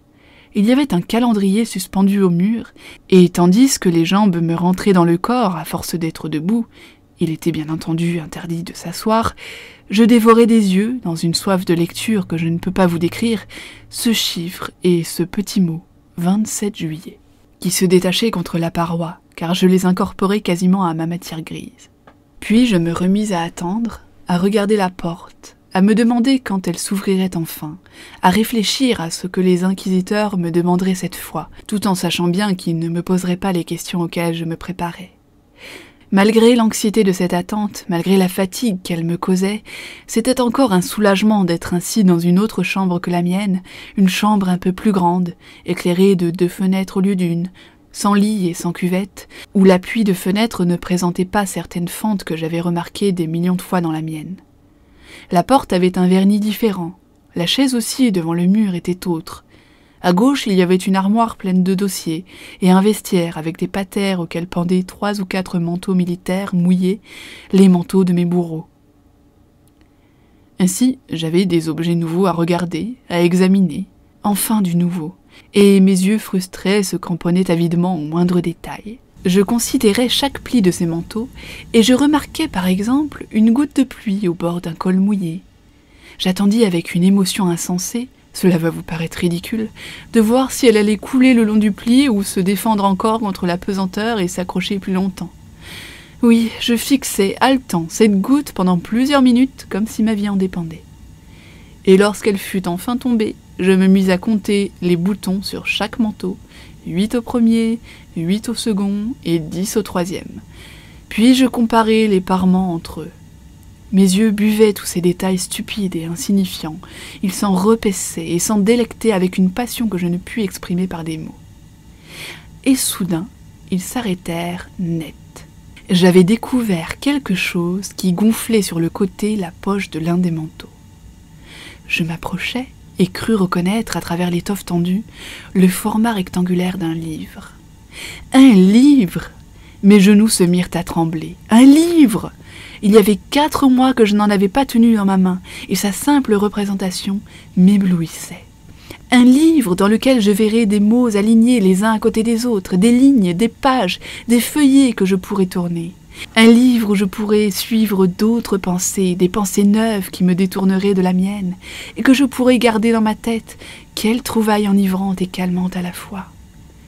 Mes regards se fixaient hypnotisés sur cette poche gonflée où se dessinait la forme du livre. Ils étaient aussi brûlants en regardant cet endroit banal que s'ils voulaient faire un trou dans le manteau. Je n'y tins plus, et sans le vouloir, je m'approchai encore. À la seule idée de palper un livre, fût-ce à travers une étoffe, les doigts me brûlaient jusqu'au bout des ongles. Presque sans le savoir, je me rapprochai toujours davantage. Le gardien ne prêtait heureusement aucune attention à mon étrange conduite. Peut-être trouvait-il simplement naturel qu'un homme veuille s'appuyer un peu à la paroi après être resté 2 heures debout. Je finis par arriver près du manteau, et je mis mes mains derrière mon dos pour pouvoir le toucher subrepticement. Je tâtai l'étoffe, et y sentis en effet un objet rectangulaire qui était souple et craquait un peu. Un livre, c'était bien un livre. Comme l'éclair, la pensée jaillit dans mon cerveau. Essaie de le voler. Peut-être réussiras-tu. Et alors, tu pourras le cacher dans ta cellule et lire enfin, lire de nouveau.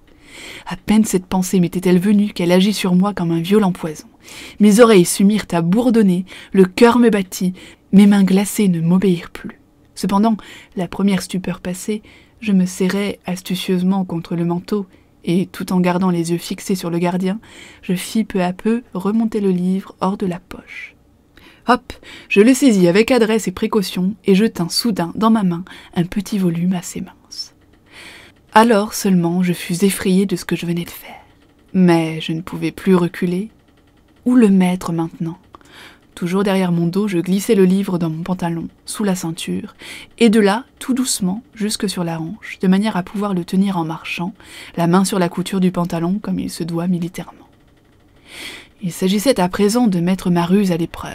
Je m'écartai du vestiaire, je fis 1 pas, 2 pas, 3 pas, cela allait. Je parvenais à maintenir le livre à sa place en marchant si je gardais le bras bien collé au corps à l'endroit de la ceinture. Vint alors l'interrogatoire. Il exigea de moi un plus gros effort que jamais, car toute mon attention se concentrait sur le livre et sur la façon dont je le tenais, plutôt que sur ma déposition. Par bonheur, l'audience fut courte ce jour-là et je rapportai le livre sain et sauf dans ma chambre. Je vous fais grâce des détails, il glissa bien une fois fort dangereusement à l'intérieur de mon pantalon pendant que je longeais le couloir, et il me fallut simuler un violent accès de toux pour me courber en 2 et le repousser discrètement sous ma ceinture. Mais quel instant inoubliable que celui où je me retrouvais dans mon enfer, enfin seul et cependant en cette précieuse compagnie. Vous vous imaginez sans doute que j'ai immédiatement tiré le livre de sa cachette pour le contempler et le lire. Je n'en fis rien. Je voulus d'abord savourer toute la joie que me donnait la seule présence de ce livre, et je retardai à dessein le moment de le voir, pour le plaisir excitant de rêver en me demandant quelle sorte de livre je voulais que ce fût. Surtout, imprimé très serré, avec le plus de texte possible, des feuillets très très fins, afin que j'aie plus longtemps à lire. J'espérais aussi que ce serait une œuvre difficile, qui demanderait un gros effort intellectuel. Rien de médiocre, quelque chose qui puisse s'apprendre, qui se puisse apprendre par cœur, de la poésie et de préférence, quel rêve téméraire, Goethe ou Homère. Enfin, je ne contemple plus mon désir et ma curiosité. Étendu sur mon lit, de façon que le gardien, s'il entrait tout à coup, ne puisse me surprendre, je tirai en tremblant le livre de sous ma ceinture. Au premier coup d'œil, je fus dépité et amèrement déçu. Ce livre que j'avais escamoté au prix des plus grands dangers, ce livre qui avait éveillé en moi de ces brûlants espoirs, n'était qu'un manuel d'échecs, une collection de 150 parties jouées par des maîtres.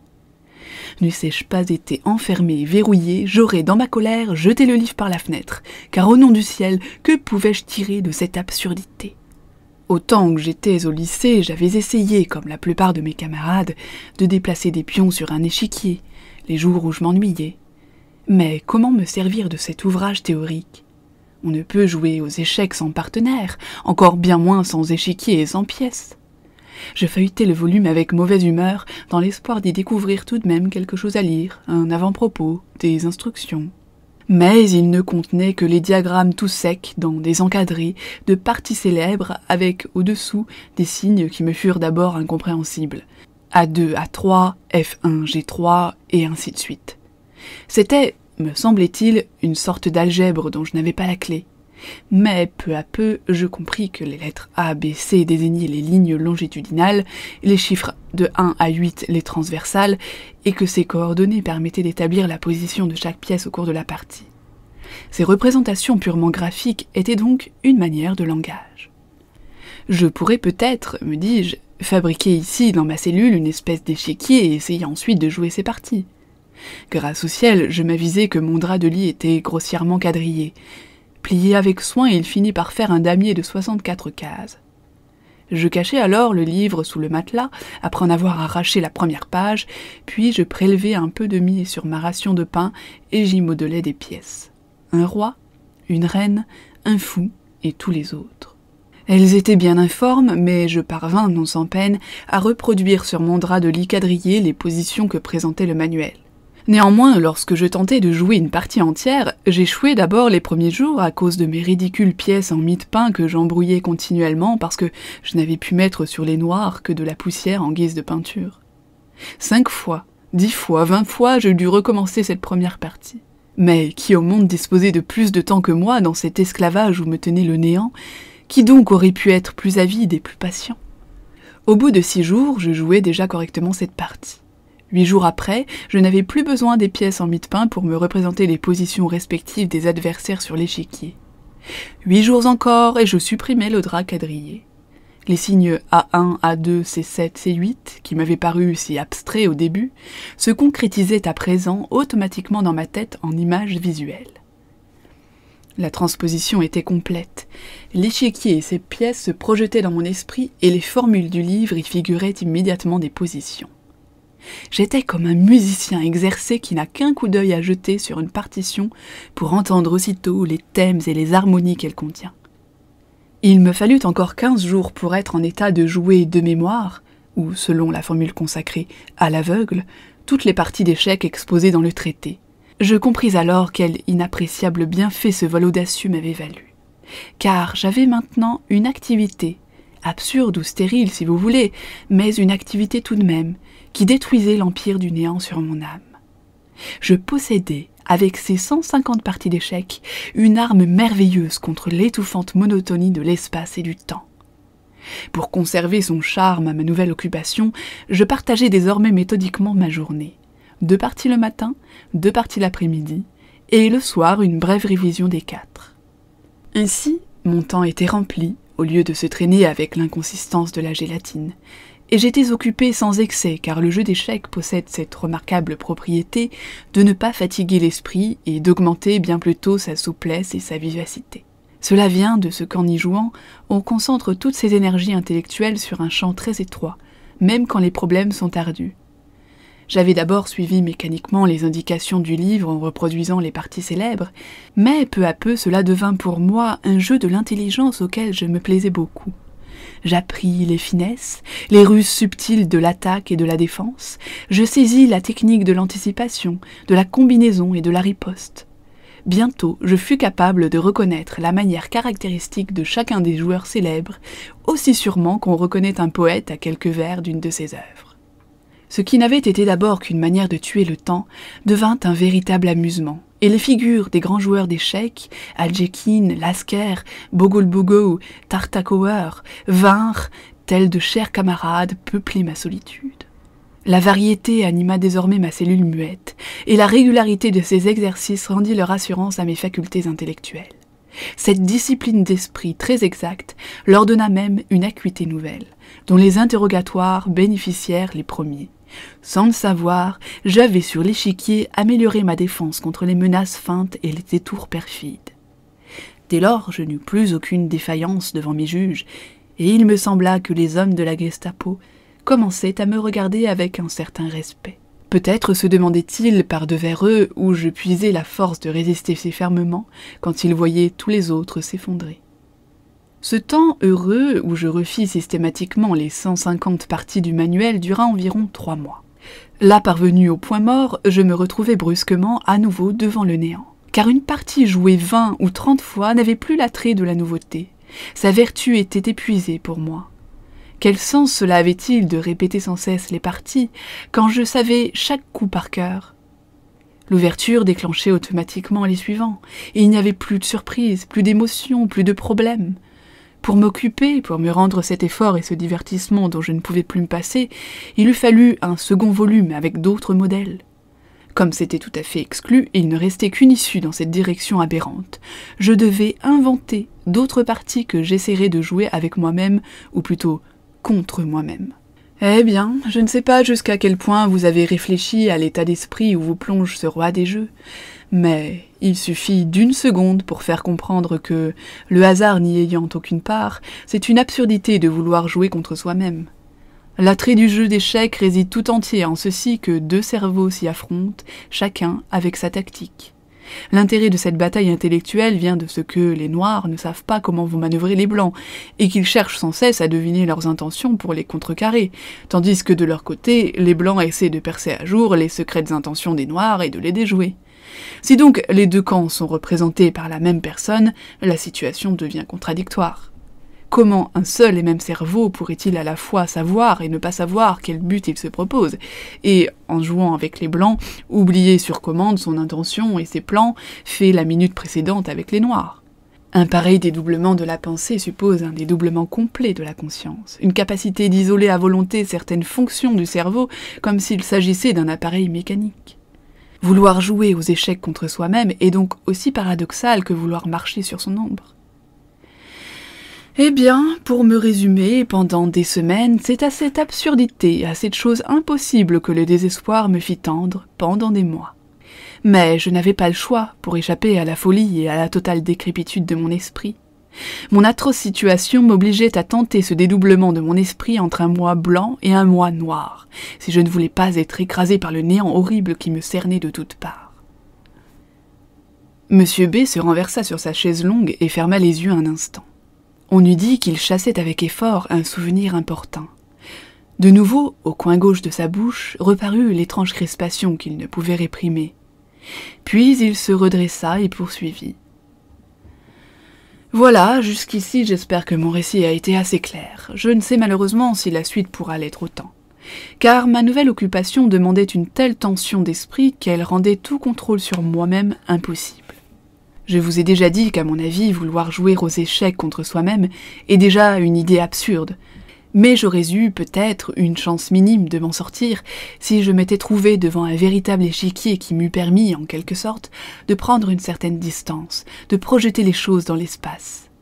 Devant un vrai échiquier, avec de vraies pièces à déplacer, on peut donner un rythme à ses réflexions, se transporter physiquement d'un côté de la table à l'autre, et considérer ainsi la situation tantôt du point de vue des Noirs, tantôt de celui des Blancs. Mais, contraint que j'étais de livrer des combats contre moi-même, ou si vous préférez, contre un moi que je projetais dans un espace imaginaire, il fallait que je me représente mentalement et que je retienne les positions successives des pièces, les possibilités ultérieures de chacun des partenaires, et, si absurde que cela paraisse, que je vois toujours distinctement en esprit 2 ou 3, non, plutôt 6, 8, 12 positions différentes afin de calculer 4 ou 5 coups d'avance pour les blancs et les noirs que j'étais seul à représenter. Pour ce jeu mené dans un espace abstrait, imaginaire, pardonnez-moi de vous entraîner dans ces aberrations, mon cerveau se partageait, si je puis dire, en cerveau blanc et cerveau noir, pour y combiner à l'avance les 4 ou 5 coups qu'exigeait dans les deux camps la tactique. Et le plus dangereux dans cette expérience abstruse n'était pas encore cette division de ma pensée à l'intérieur de moi-même, mais le fait que tout se passait en imagination. Je risquais ainsi de perdre pied brusquement et de glisser dans l'abîme. Lorsqu'auparavant, les semaines précédentes, je refaisais les parties célèbres du manuel, je n'exécutais qu'une copie, pure répétition d'un modèle donné, et l'exercice ne demandait pas plus de force que la mémorisation d'une pièce de vers ou d'un paragraphe du code. C'était une activité limitée, disciplinée, une gymnastique mentale remarquable. 2 parties le matin, 2 l'après-midi, je m'acquittais de cette sorte de pensum sans aucune excitation. Elle me tenait lieu d'occupation normale, et si je me trompais, si j'hésitais au cours d'une partie, le traité me prêtait son appui. Si cette activité m'avait été salutaire et plutôt apaisante, c'est que je n'y étais pas moi-même en jeu. Il m'était indifférent que la victoire revînt au noir plutôt qu'au blanc. C'était l'affaire d'Aljekin ou de Bogoljubo, qui briguait l'honneur d'être champion. Et le plaisir que j'éprouvais par l'intelligence et la sensibilité était celui du spectateur, du connaisseur, qui apprécie les péripéties du combat et sa beauté. Dès le moment où je cherchais à jouer contre moi-même, je me mis inconsciemment au défi. Le noir que j'étais rivalisait avec le blanc que j'étais aussi, et chacun d'eux devenait avide et impatient en voulant gagner. La pensée de ce que je ferais en jouant avec les blancs me donnait la fièvre quand je jouais avec les noirs. L'un des 2 adversaires qui étaient en moi triomphait et s'irritait à la fois quand l'autre commettait une erreur ou manquait d'astuce. Tout cela paraît dépourvu de sens, et le serait en effet s'il s'agissait d'un homme normal vivant dans des conditions normales. Quelle histoire inimaginable qu'une schizophrénie aussi artificielle! Quel inconcevable dédoublement de la personnalité!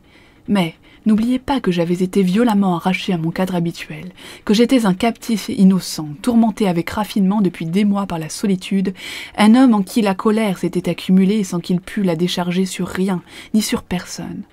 Aucune diversion ne s'offrant, excepté ce jeu absurde contre moi-même, ma rage et mon désir de vengeance s'y déversèrent furieusement. Il y avait un homme en moi qui voulait à tout prix avoir raison, mais il ne pouvait s'en prendre qu'à cet autre moi contre qui je jouais. Aussi, ces parties d'échecs me causaient-elles une excitation presque maniaque. Au début, j'étais encore capable de jouer avec calme et réflexion. Je faisais une pause entre les parties pour me détendre un peu. Mais, bientôt, mes nerfs irrités ne me laissèrent plus de répit. À peine avais-je joué avec les blancs que les noirs se dressaient devant moi, frémissants. À peine une partie était-elle finie qu'une moitié de moi-même recommençait à défier l'autre, car je portais toujours en moi un vaincu qui réclamait sa revanche. Jamais je ne pourrais dire, même à peu près, combien de parties j'ai joué ainsi pendant les derniers mois dans ma cellule, poussé par mon insatiable égarement. Peut-être 1000, peut-être davantage. J'étais obsédée et je ne pouvais m'en défendre. Du matin au soir, je ne voyais que pion, tour, roi et fou. Je n'avais en tête que A, B et C, que mat et roc. Tout mon être, toute ma sensibilité se concentrait sur les cases d'un échiquier imaginaire. La joie que j'avais à jouer était devenue un désir violent, le désir une contrainte, une manie, une fureur frénétique qui envahissait mes jours et mes nuits. Je ne pensais plus qu'échec, problème d'échec, déplacement des pièces. Souvent, m'éveillant le front en sueur, je m'apercevais que j'avais continué à jouer en dormant. Si des figures humaines paraissaient dans mes rêves, elles se mouvaient uniquement à la manière de la tour, du cavalier, du fou. À l'audience aussi, je ne parvenais plus à me concentrer sur ce qui engageait ma responsabilité. J'ai l'impression de m'être exprimé assez obscurément les dernières fois que je comparus, car les juges se jetaient des regards étonnés. En réalité, tandis qu'ils menaient leur enquête et leur délibération, je n'attendais dans ma passion avide que le moment d'être reconduit dans ma cellule pour y reprendre mon jeu de fou. Une autre partie, et encore une. Toute interruption me tourmentait dans mon impatience fébrile, jusqu'au quart d'heure pendant lequel le gardien balayait la chambre, jusqu'aux 2 minutes qu'il lui fallait pour m'apporter à manger. Parfois, mon repas était encore intact le soir dans son écuelle, car j'en oubliais de manger.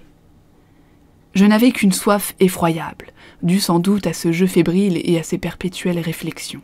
Je vidai ma bouteille d'un trait et suppliai le gardien de me rapporter de l'eau, mais l'instant d'après, ma bouche était déjà sèche.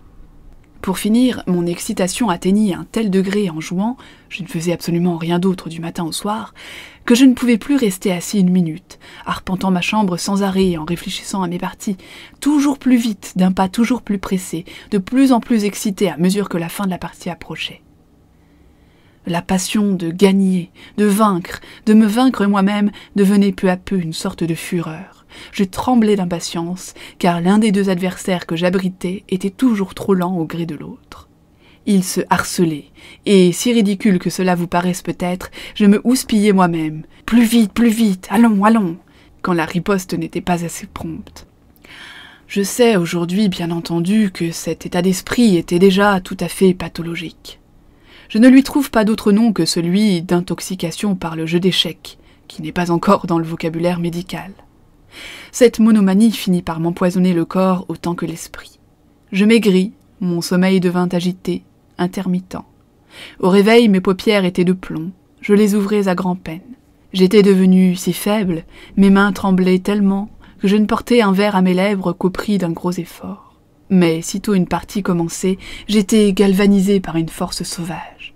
J'allais et venais, les poings fermés, et j'entendais souvent, comme à travers un brouillard rougeâtre, ma propre voix me crier sur un ton rauque et méchant « Échec !» ou « Mat !»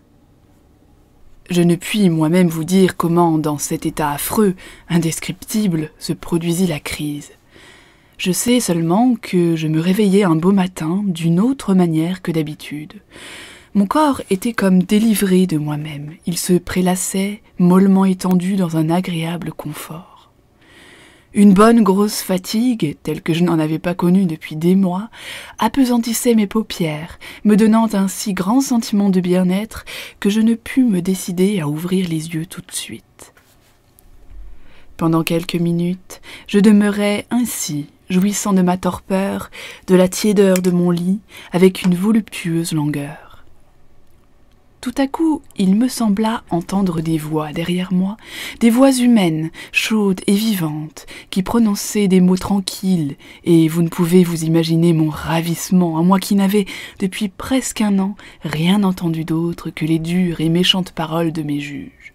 « Tu rêves, me dis-je, Tu rêves, surtout n'ouvre pas les yeux, prolonge ton rêve, plutôt que de voir encore cette cellule maudite, la chaise, la cuvette, la table et l'éternel dessin du papier au mur.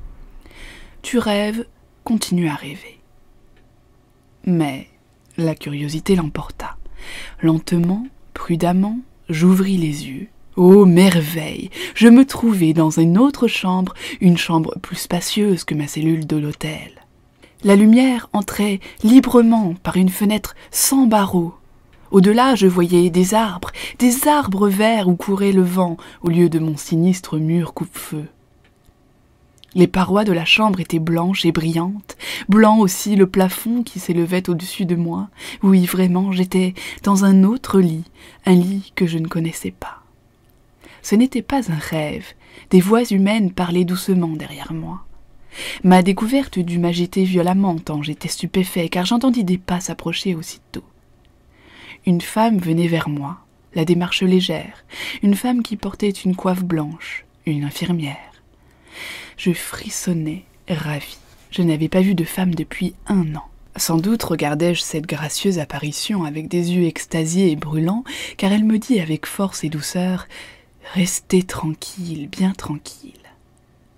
Je n'écoutais que le son de sa voix. N'était-ce pas celle d'une créature humaine? Il y avait donc encore sur la terre des gens qui n'étaient pas des juges, des tortionnaires. Il y avait, ô miracle, cette femme à la voix moelleuse et chaude, presque tendre. Je fixais avidement la bouche qui venait de me parler avec bonté, car cette année infernale m'avait fait oublier que la bonté pût exister entre les hommes. Elle me sourit. Oui, elle souriait. Il y avait donc encore des gens qui souriaient en ce monde. Puis elle mit un doigt sur ses lèvres et s'éloigna sans bruit. Mais comment eussé-je pu lui obéir? Je n'avais pas encore rassasié mes yeux de ce prodige. Je fis au contraire des efforts énergiques pour m'asseoir dans mon lit et pour la suivre des yeux, pour contempler encore cette créature miraculeuse et bienveillante. Je voulais m'aider de mes mains, je n'y parvins pas. Ce qui était la droite avait disparu tout entier jusqu'au poignet dans une sorte de gros paquet bizarre, blanc, un pansement apparemment. Je le considérais d'abord ahuri, puis je commençais lentement à comprendre où j'étais et à réfléchir à ce qui pouvait bien m'être arrivé. On m'avait blessé, sans doute, ou bien je m'étais blessé moi-même à la main, et je me trouvais dans un hôpital. L'après-midi, j'eus la visite du docteur. C'était un aimable vieux monsieur. Mon nom ne lui était pas inconnu et il parla avec tant de respect de mon oncle, le médecin de l'empereur, que je sentis tout de suite qu'il me voulait du bien. Au cours de la conversation, il me posa toutes sortes de questions, dont l'une, entre autres, me surprit. Il me demanda si j'étais mathématicien ou chimiste. Je lui dis que non.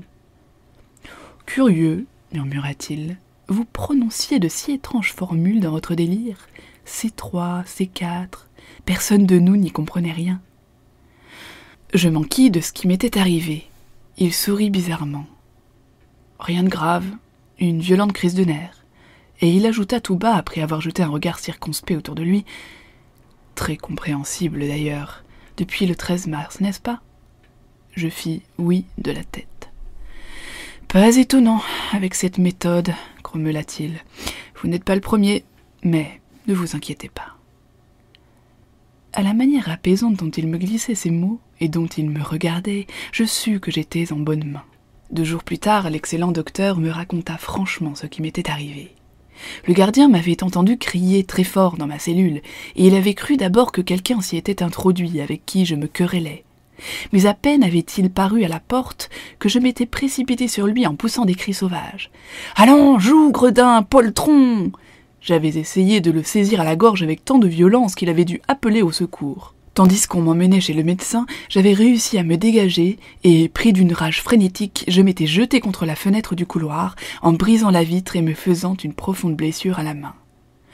Vous en voyez encore ici la cicatrice. J'avais passé les premières nuits à l'hôpital avec une sorte de fièvre cérébrale, mais j'avais maintenant recouvré le complet usage de mes sens. Bien entendu, je ne dirai pas à ces messieurs que vous allez mieux, ajouta-t-il doucement. Ils seraient capables de vous y renvoyer. Remettez-vous-en à moi, je fais de mon mieux pour vous tirer d'affaire. J'ignore quel rapport ce précieux ami put bien faire à mes bourreaux. Le fait est qu'il obtint ce qu'il voulait, ma libération. Peut-être me fit-il passer pour un irresponsable, peut-être aussi ma personne ne présentait-elle déjà plus aucun intérêt pour la Gestapo, car Hitler venait d'occuper la Bohême et le cas de l'Autriche était liquidé à ses yeux. Je dus seulement m'engager par écrit à quitter ma patrie dans les 15 jours, et ces 15 jours furent si remplis par les 1000 formalités que doit accomplir aujourd'hui un ci-devant citoyen du monde pour un voyage à l'étranger, papiers militaires, papiers de police, attestation fiscale, passeport, visa, certificat médical, qu'il ne me resta guère de temps pour songer au passé. Il semble d'ailleurs qu'il y ait dans notre cerveau de mystérieuses forces régulatrices qui écartent spontanément ce qui pourrait nuire à l'âme ou la menacer, car chaque fois que j'essayais de penser à mon temps de captivité, ma mémoire s'obscurcissait. Ce ne fut que de nombreuses semaines plus tard, lorsque je me trouvais sur ce paquebot, que j'eus enfin le courage de repasser ces événements dans mon esprit. Vous comprenez maintenant pourquoi je me suis comporté de façon si incongrue et sans doute incompréhensible envers vos amis. Je flânais par le plus grand des hasards dans le fumoir quand je vis ces messieurs assis devant un échiquier. L'étonnement et l'effroi me clouèrent sur place malgré moi, car j'avais complètement oublié qu'on peut jouer aux échecs devant un véritable échiquier avec des pièces palpables. J'avais oublié que c'est un jeu où deux personnes tout à fait différentes s'installent en chair et en os, l'une en face de l'autre. Et en vérité, il me fallut quelques minutes pour me rappeler que ces joueurs que je voyais là jouaient au même jeu que moi dans ma cellule pendant des mois, quand je m'acharnais désespérément contre moi-même.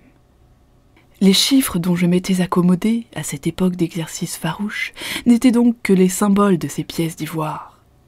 La surprise que j'éprouvais à constater que le mouvement des pièces sur l'échiquier correspondait à celui de mes pions imaginaires ressemblait sans doute à celle de l'astronome qui a déterminé sur le papier l'existence d'une planète grâce à de savants calculs et qui aperçoit soudain cette planète dans le ciel sous la forme d'une substantielle et brillante étoile. Comme hypnotisé, je fixais l'échiquier où je contemplais mes diagrammes concrétisés par les figurines sculptées d'un cavalier, d'une tour, d'un roi, d'une reine et de pions véritables. Pour bien saisir les positions respectives des adversaires, je fus obligé de transposer le monde abstrait de mes chiffres dans celui des pièces qu'on maniait sous mes yeux. Peu à peu, la curiosité me vint d'assister à une partie réelle, disputée par deux adversaires. Oubliant alors toute politesse, j'intervins maladroitement dans votre jeu. Mais l'erreur qu'allait commettre votre ami m'atteignit comme un coup au cœur. D'un geste instinctif, sans réfléchir, je le retins comme on retient un enfant qui se penche par-dessus une balustrade. Plus tard seulement, je me rendis compte de la grossière inconvenance de mon intrusion. Je me hâtai de rassurer M. B en lui disant que nous nous félicitions de ce hasard qui nous avait permis de faire sa connaissance, et j'ajoutai que, pour ma part, j'étais doublement impatient d'assister au tournoi improvisé du lendemain, après avoir écouté son récit. M. B eut un mouvement inquiet. « Non, vraiment, ne vous faites pas d'illusions, il ne s'agira pour moi que de me mettre à l'épreuve. Oui, je voudrais savoir si je suis capable de jouer une partie d'échecs ordinaire, sur un vrai échiquier, avec de vraies pièces, contre un adversaire réel, car il me reste toujours un doute à ce sujet. Ces 100, peut-être ces 1000 parties que j'ai jouées, étaient-elles réglementaires, ou n'était-ce qu'un jeu de rêve, comme on en fait quand on a la fièvre, un de ces rêves fantastiques où l'on saute souvent des échelons indispensables à la réalité ? Car vous ne prétendez pas sérieusement, j'espère, que je me mesure avec un champion du monde et que je le mette hors de combat. La seule chose qui m'intrigue et qui m'intéresse, c'est de savoir, une fois pour toutes, si je jouais vraiment aux échecs dans ma cellule, ou si j'étais devenu fou. En un mot, si j'étais en deçà ou au-delà de la zone dangereuse. C'est le but unique de cette partie à mes yeux. Au même moment, de l'autre extrémité du navire, le gong nous appela à dîner. Notre entretien avait sans doute duré presque 2 heures. J'ai beaucoup abrégé ici le récit circonstancié que me fit M. B. Je le remerciai chaleureusement et pris congé. Mais je n'avais pas quitté le pont qu'il me courait après et ajoutai avec tant de nervosité qu'il en bégayait. « Encore un mot, je ne voudrais pas ensuite paraître impoli une seconde fois. Voulez-vous bien prévenir ces messieurs que je ne jouerai qu'une seule partie ? Ce sera le point final à une vieille histoire, c'est tout. Une conclusion définitive, pas un recommencement. Je ne désire pas être repris par cette passion fiévreuse, par cette rage de jouer à laquelle je ne pense qu'en tremblant. Et d'ailleurs, le médecin alors m'avait averti, expressément averti. Un homme qui a été atteint d'une manie peut retomber malade, même s'il est complètement guéri. Il vaut mieux ne plus s'approcher d'un échiquier quand on a été intoxiqué comme je le fus. Donc, vous comprenez, je jouerai cette unique partie pour être fixé là-dessus. Et ce sera tout. Le lendemain, à 3 heures très précises, nous étions comme prévu réunis au fumoir. 2 officiers du bord, amateurs de ce roi des jeux, s'étaient joints à nous, ayant obtenu une permission spéciale pour assister au tournoi. Sentovik ne se fit pas attendre comme la veille, cette fois, et après la répartition des couleurs, une partie mémorable s'engagea qui mettait aux prises mon très obscur compatriote avec l'illustre champion. Je regrette qu'elle se soit déroulée seulement devant d'aussi incompétents spectateurs que nous, et qu'elle soit perdue pour les annales du jeu d'échecs, comme le sont pour l'histoire de la musique les improvisations de Beethoven au piano. Nous essayâmes, il est vrai, de reconstituer tous ensemble la partie de mémoire le lendemain après-midi, mais sans y réussir. Les joueurs nous avaient sans doute intéressés plus que le jeu, dont nous ne retrouvions plus les péripéties. En effet, le contraste intellectuel que formaient les 2 partenaires s'exprima de plus en plus physiquement, dans leurs attitudes respectives au cours de la partie.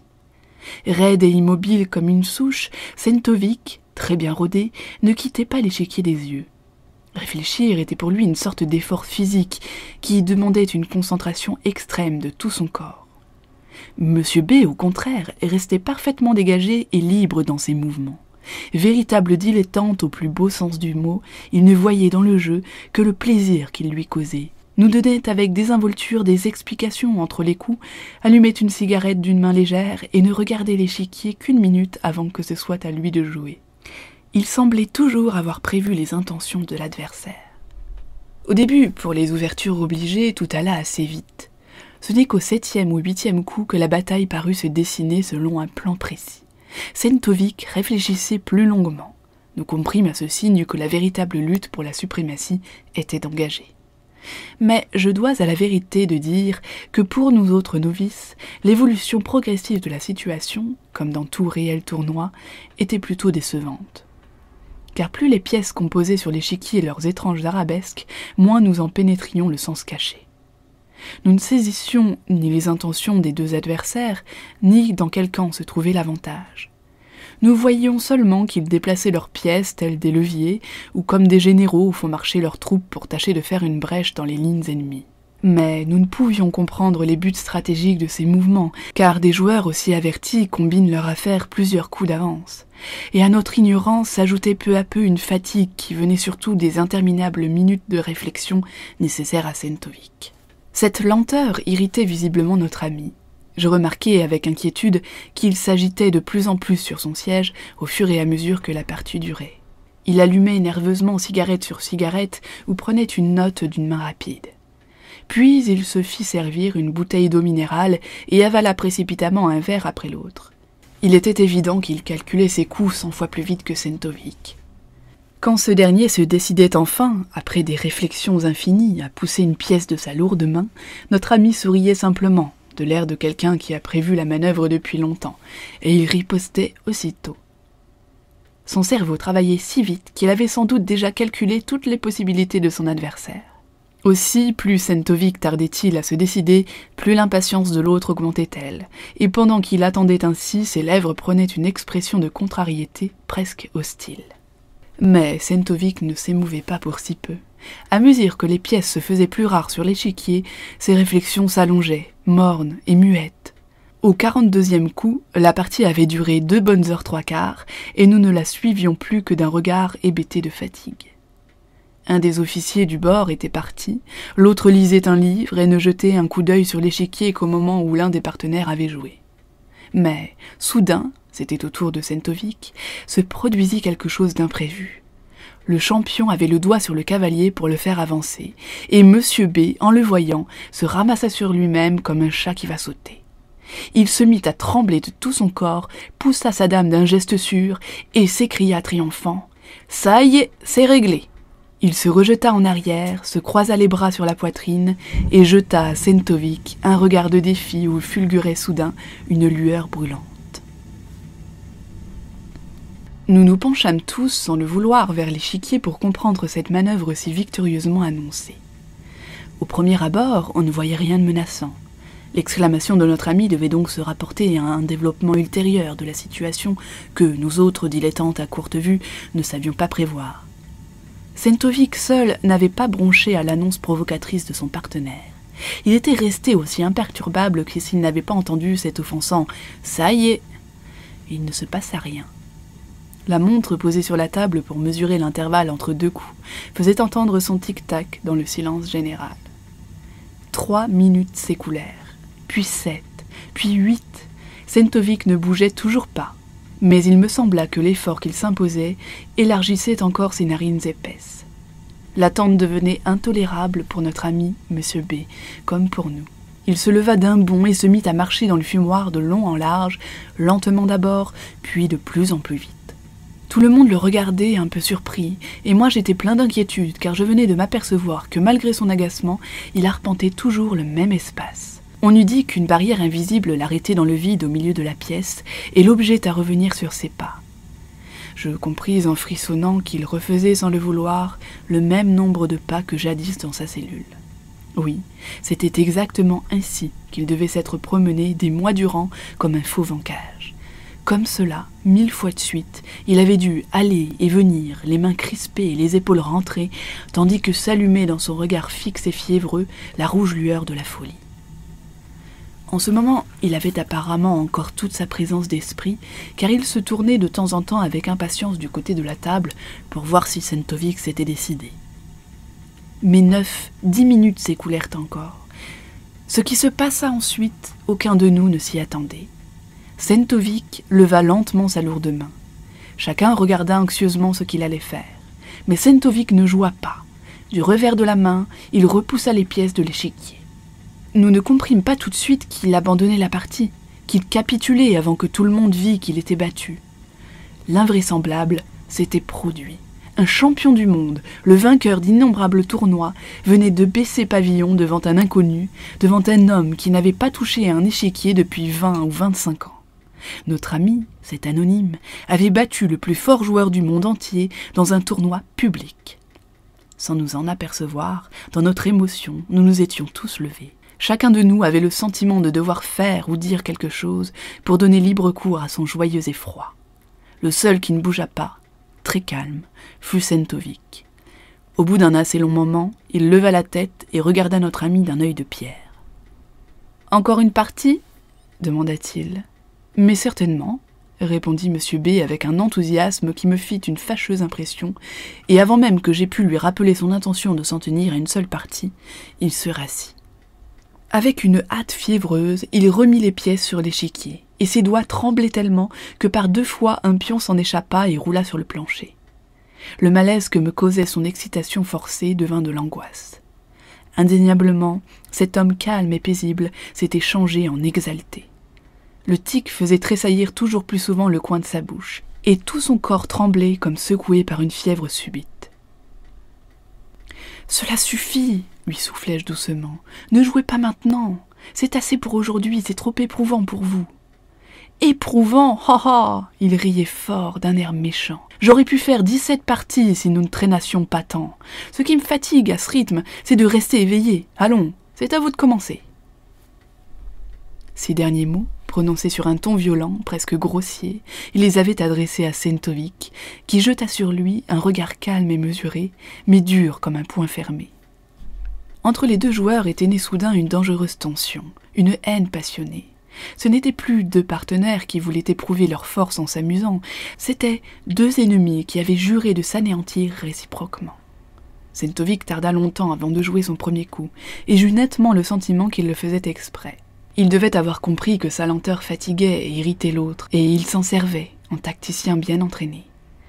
Au bout de 4 grandes minutes, donc, il ouvrit le jeu de la manière la plus simple et la plus ordinaire, en faisant avancer de 2 cases le pion qui couvre le roi. M. B riposta aussitôt avec le même pion, puis Sentovic refit une pause démesurée, à peine supportable. Nous attendions le cœur battant comme on attend le tonnerre après un éclair éblouissant, et que le tonnerre tarde encore. Sentovic ne bougeait pas. Lent, calme, il réfléchissait, et je me sentais de plus en plus certain que sa lenteur était voulue et méchante. Du moins, me laissait-elle tout le loisir d'observer Monsieur B. Il avait déjà avalé 3 verres d'eau, et je me rappelais malgré moi son récit, la soif ardente qu'il avait eue pendant sa captivité. Le malheureux présentait tous les symptômes d'une excitation anormale. Son front se mouillait et la cicatrice sur sa main devenait plus rouge et plus marquée. Jusque-là, il restait maître de lui. Pourtant, lorsqu'au 4e coup, Sentovic se replongea dans des méditations interminables, il perdit contenance et l'apostropha brutalement. « Eh bien, jouez donc, voyons !» Sentovic leva son œil froid. « Nous avons, si je ne me trompe, fixé à 10 minutes le temps d'intervalle entre les coups. Par principe, je ne joue pas plus rapidement. » Monsieur B se mordit les lèvres. Je remarquai que son pied sous la table se mit à se balancer vite, toujours plus vite. Il allait perdre la tête, j'en eus l'irrésistible pressentiment. Au 8e coup, de fait, se produisit un nouvel incident. Monsieur B, qui avait une peine croissante à supporter ses attentes, ne put se contenir davantage. Il se pencha en avant, en arrière, et se mit involontairement à tambouriner du doigt sur la table. Sentovic releva sa grosse tête de paysan. « Puis-je vous prier de ne pas tambouriner ? Cela me dérange, je ne puis pas jouer ainsi. » Monsieur B eut un rire bref. « Hein, je m'en aperçois ?» Sentovic rougit. « Que voulez-vous dire ?» demanda-t-il, la voix dure et mauvaise. Monsieur B rit encore d'un rire sec et méchant. « Oh, rien, simplement que vous êtes très nerveux. » Sentovic baissa la tête et se tut. Il attendit 7 minutes pour jouer le coup suivant, et la partie continua en se traînant à ce rythme mortel. Sentovic semblait de plus en plus pétrifié. Il mettait maintenant le maximum de temps prévu à prendre sa décision, et d'un coup à l'autre, la conduite de notre ami devenait de plus en plus étrange. Il semblait avoir oublié la partie en cours et s'occuper de toute autre chose. Il avait cessé d'aller et venir et restait assis, immobile sur sa chaise. Regardant le vide d'un œil fixe et hagard, il marmottait sans arrêt des mots incompréhensibles. Se perdait-il dans d'interminables combinaisons ou réfléchissait-il déjà à d'autres parties, comme je l'en soupçonnais quant à moi? En tout cas, chaque fois que son tour était enfin venu de jouer, il fallait que nous le rappelions à la réalité. 1 minute lui suffisait pour s'orienter. Pourtant, j'étais de plus en plus persuadé qu'il nous avait tous oubliés, y compris Sentovic, et qu'il était en proie à une crise de démence froide qui pouvait éclater tout à coup avec violence. Et la chose se produisit effectivement au 19e coup. À peine Sentovic avait-il joué que Monsieur B poussait son fou 3 cases plus loin, sans même regarder l'échiquier, en criant si fort que nous sursautâmes « Échec ! Échec au roi !» Nous nous penchâmes tous sur l'échiquier pour voir cette manœuvre sans pareille, mais ce qui se passa au bout d'1 minute, aucun de nous ne s'y attendait. Lentement, très lentement, Sentovic leva la tête et nous regarda l'un après l'autre, ce qu'il n'avait encore jamais fait. On vit naître sur ses lèvres un sourire moqueur et satisfait. Il paraissait éprouver un plaisir sans borne. Lorsqu'il eut pleinement joui de ce triomphe encore incompréhensible pour nous, il dit à la ronde, avec une politesse affectée, « Je regrette, mais je ne vois pas comment mon roi pourrait être en échec. Un de ces messieurs le voit-il » Nous examinâmes la situation, puis nos regards inquiets se tournèrent vers Monsieur B. Le roi de Sentovic était entièrement couvert par un pion. Un enfant eût pu s'en rendre compte. Il n'y avait donc pas d'échec au roi. Nous devînmes inquiets. Notre fougueux ami avait-il poussé sans le vouloir une pièce de travers, une case de trop ou une en moins? Le silence général le rendit à lui-même, il examina l'échiquier à son tour et se mit à dire, en bégayant violemment, « Mais le roi doit être en F7, il n'est pas à sa place, pas du tout, vous vous êtes trompé, tout est faux sur cet échiquier, ce pion-là est en G5, pas en G4, c'est une toute autre partie, c'est... » Il s'arrêta brusquement. Je l'avais empoigné par le bras, et même pincé si fort qu'il l'avait senti malgré son égarement fiévreux. Il se retourna et me regarda avec des yeux de somnambule. « Qu'y a-t-il, que voulez-vous ?»« Remember » lui murmurai-je seulement, et je passai le doigt sur la cicatrice qu'il portait à la main. Il suivit malgré lui mon geste, ses yeux se ternirent et se fixèrent sur la trace rouge. Puis tout à coup, il se mit à trembler, un frisson lui secoua tout le corps. « Pour l'amour du ciel !» chuchota-t-il, les lèvres blanches. « Ai-je dit ou fait quelque chose d'insensé? Suis-je de nouveau... » ?»« Non, fis-je doucement. Mais cessez immédiatement de jouer, il est grand temps. Souvenez-vous de ce que le médecin vous a dit. » Monsieur B se leva aussitôt. « Veuillez excuser ma sotte méprise. dit-il en s'inclinant devant Sentovic avec toute son ancienne politesse. Ce que je viens de dire est une absurdité, bien entendu. C'est vous qui l'avez emporté ? Puis il se tourna vers nous. Je m'excuse aussi auprès de vous, messieurs, mais je vous avais prévenu qu'il ne fallait pas trop attendre de moi.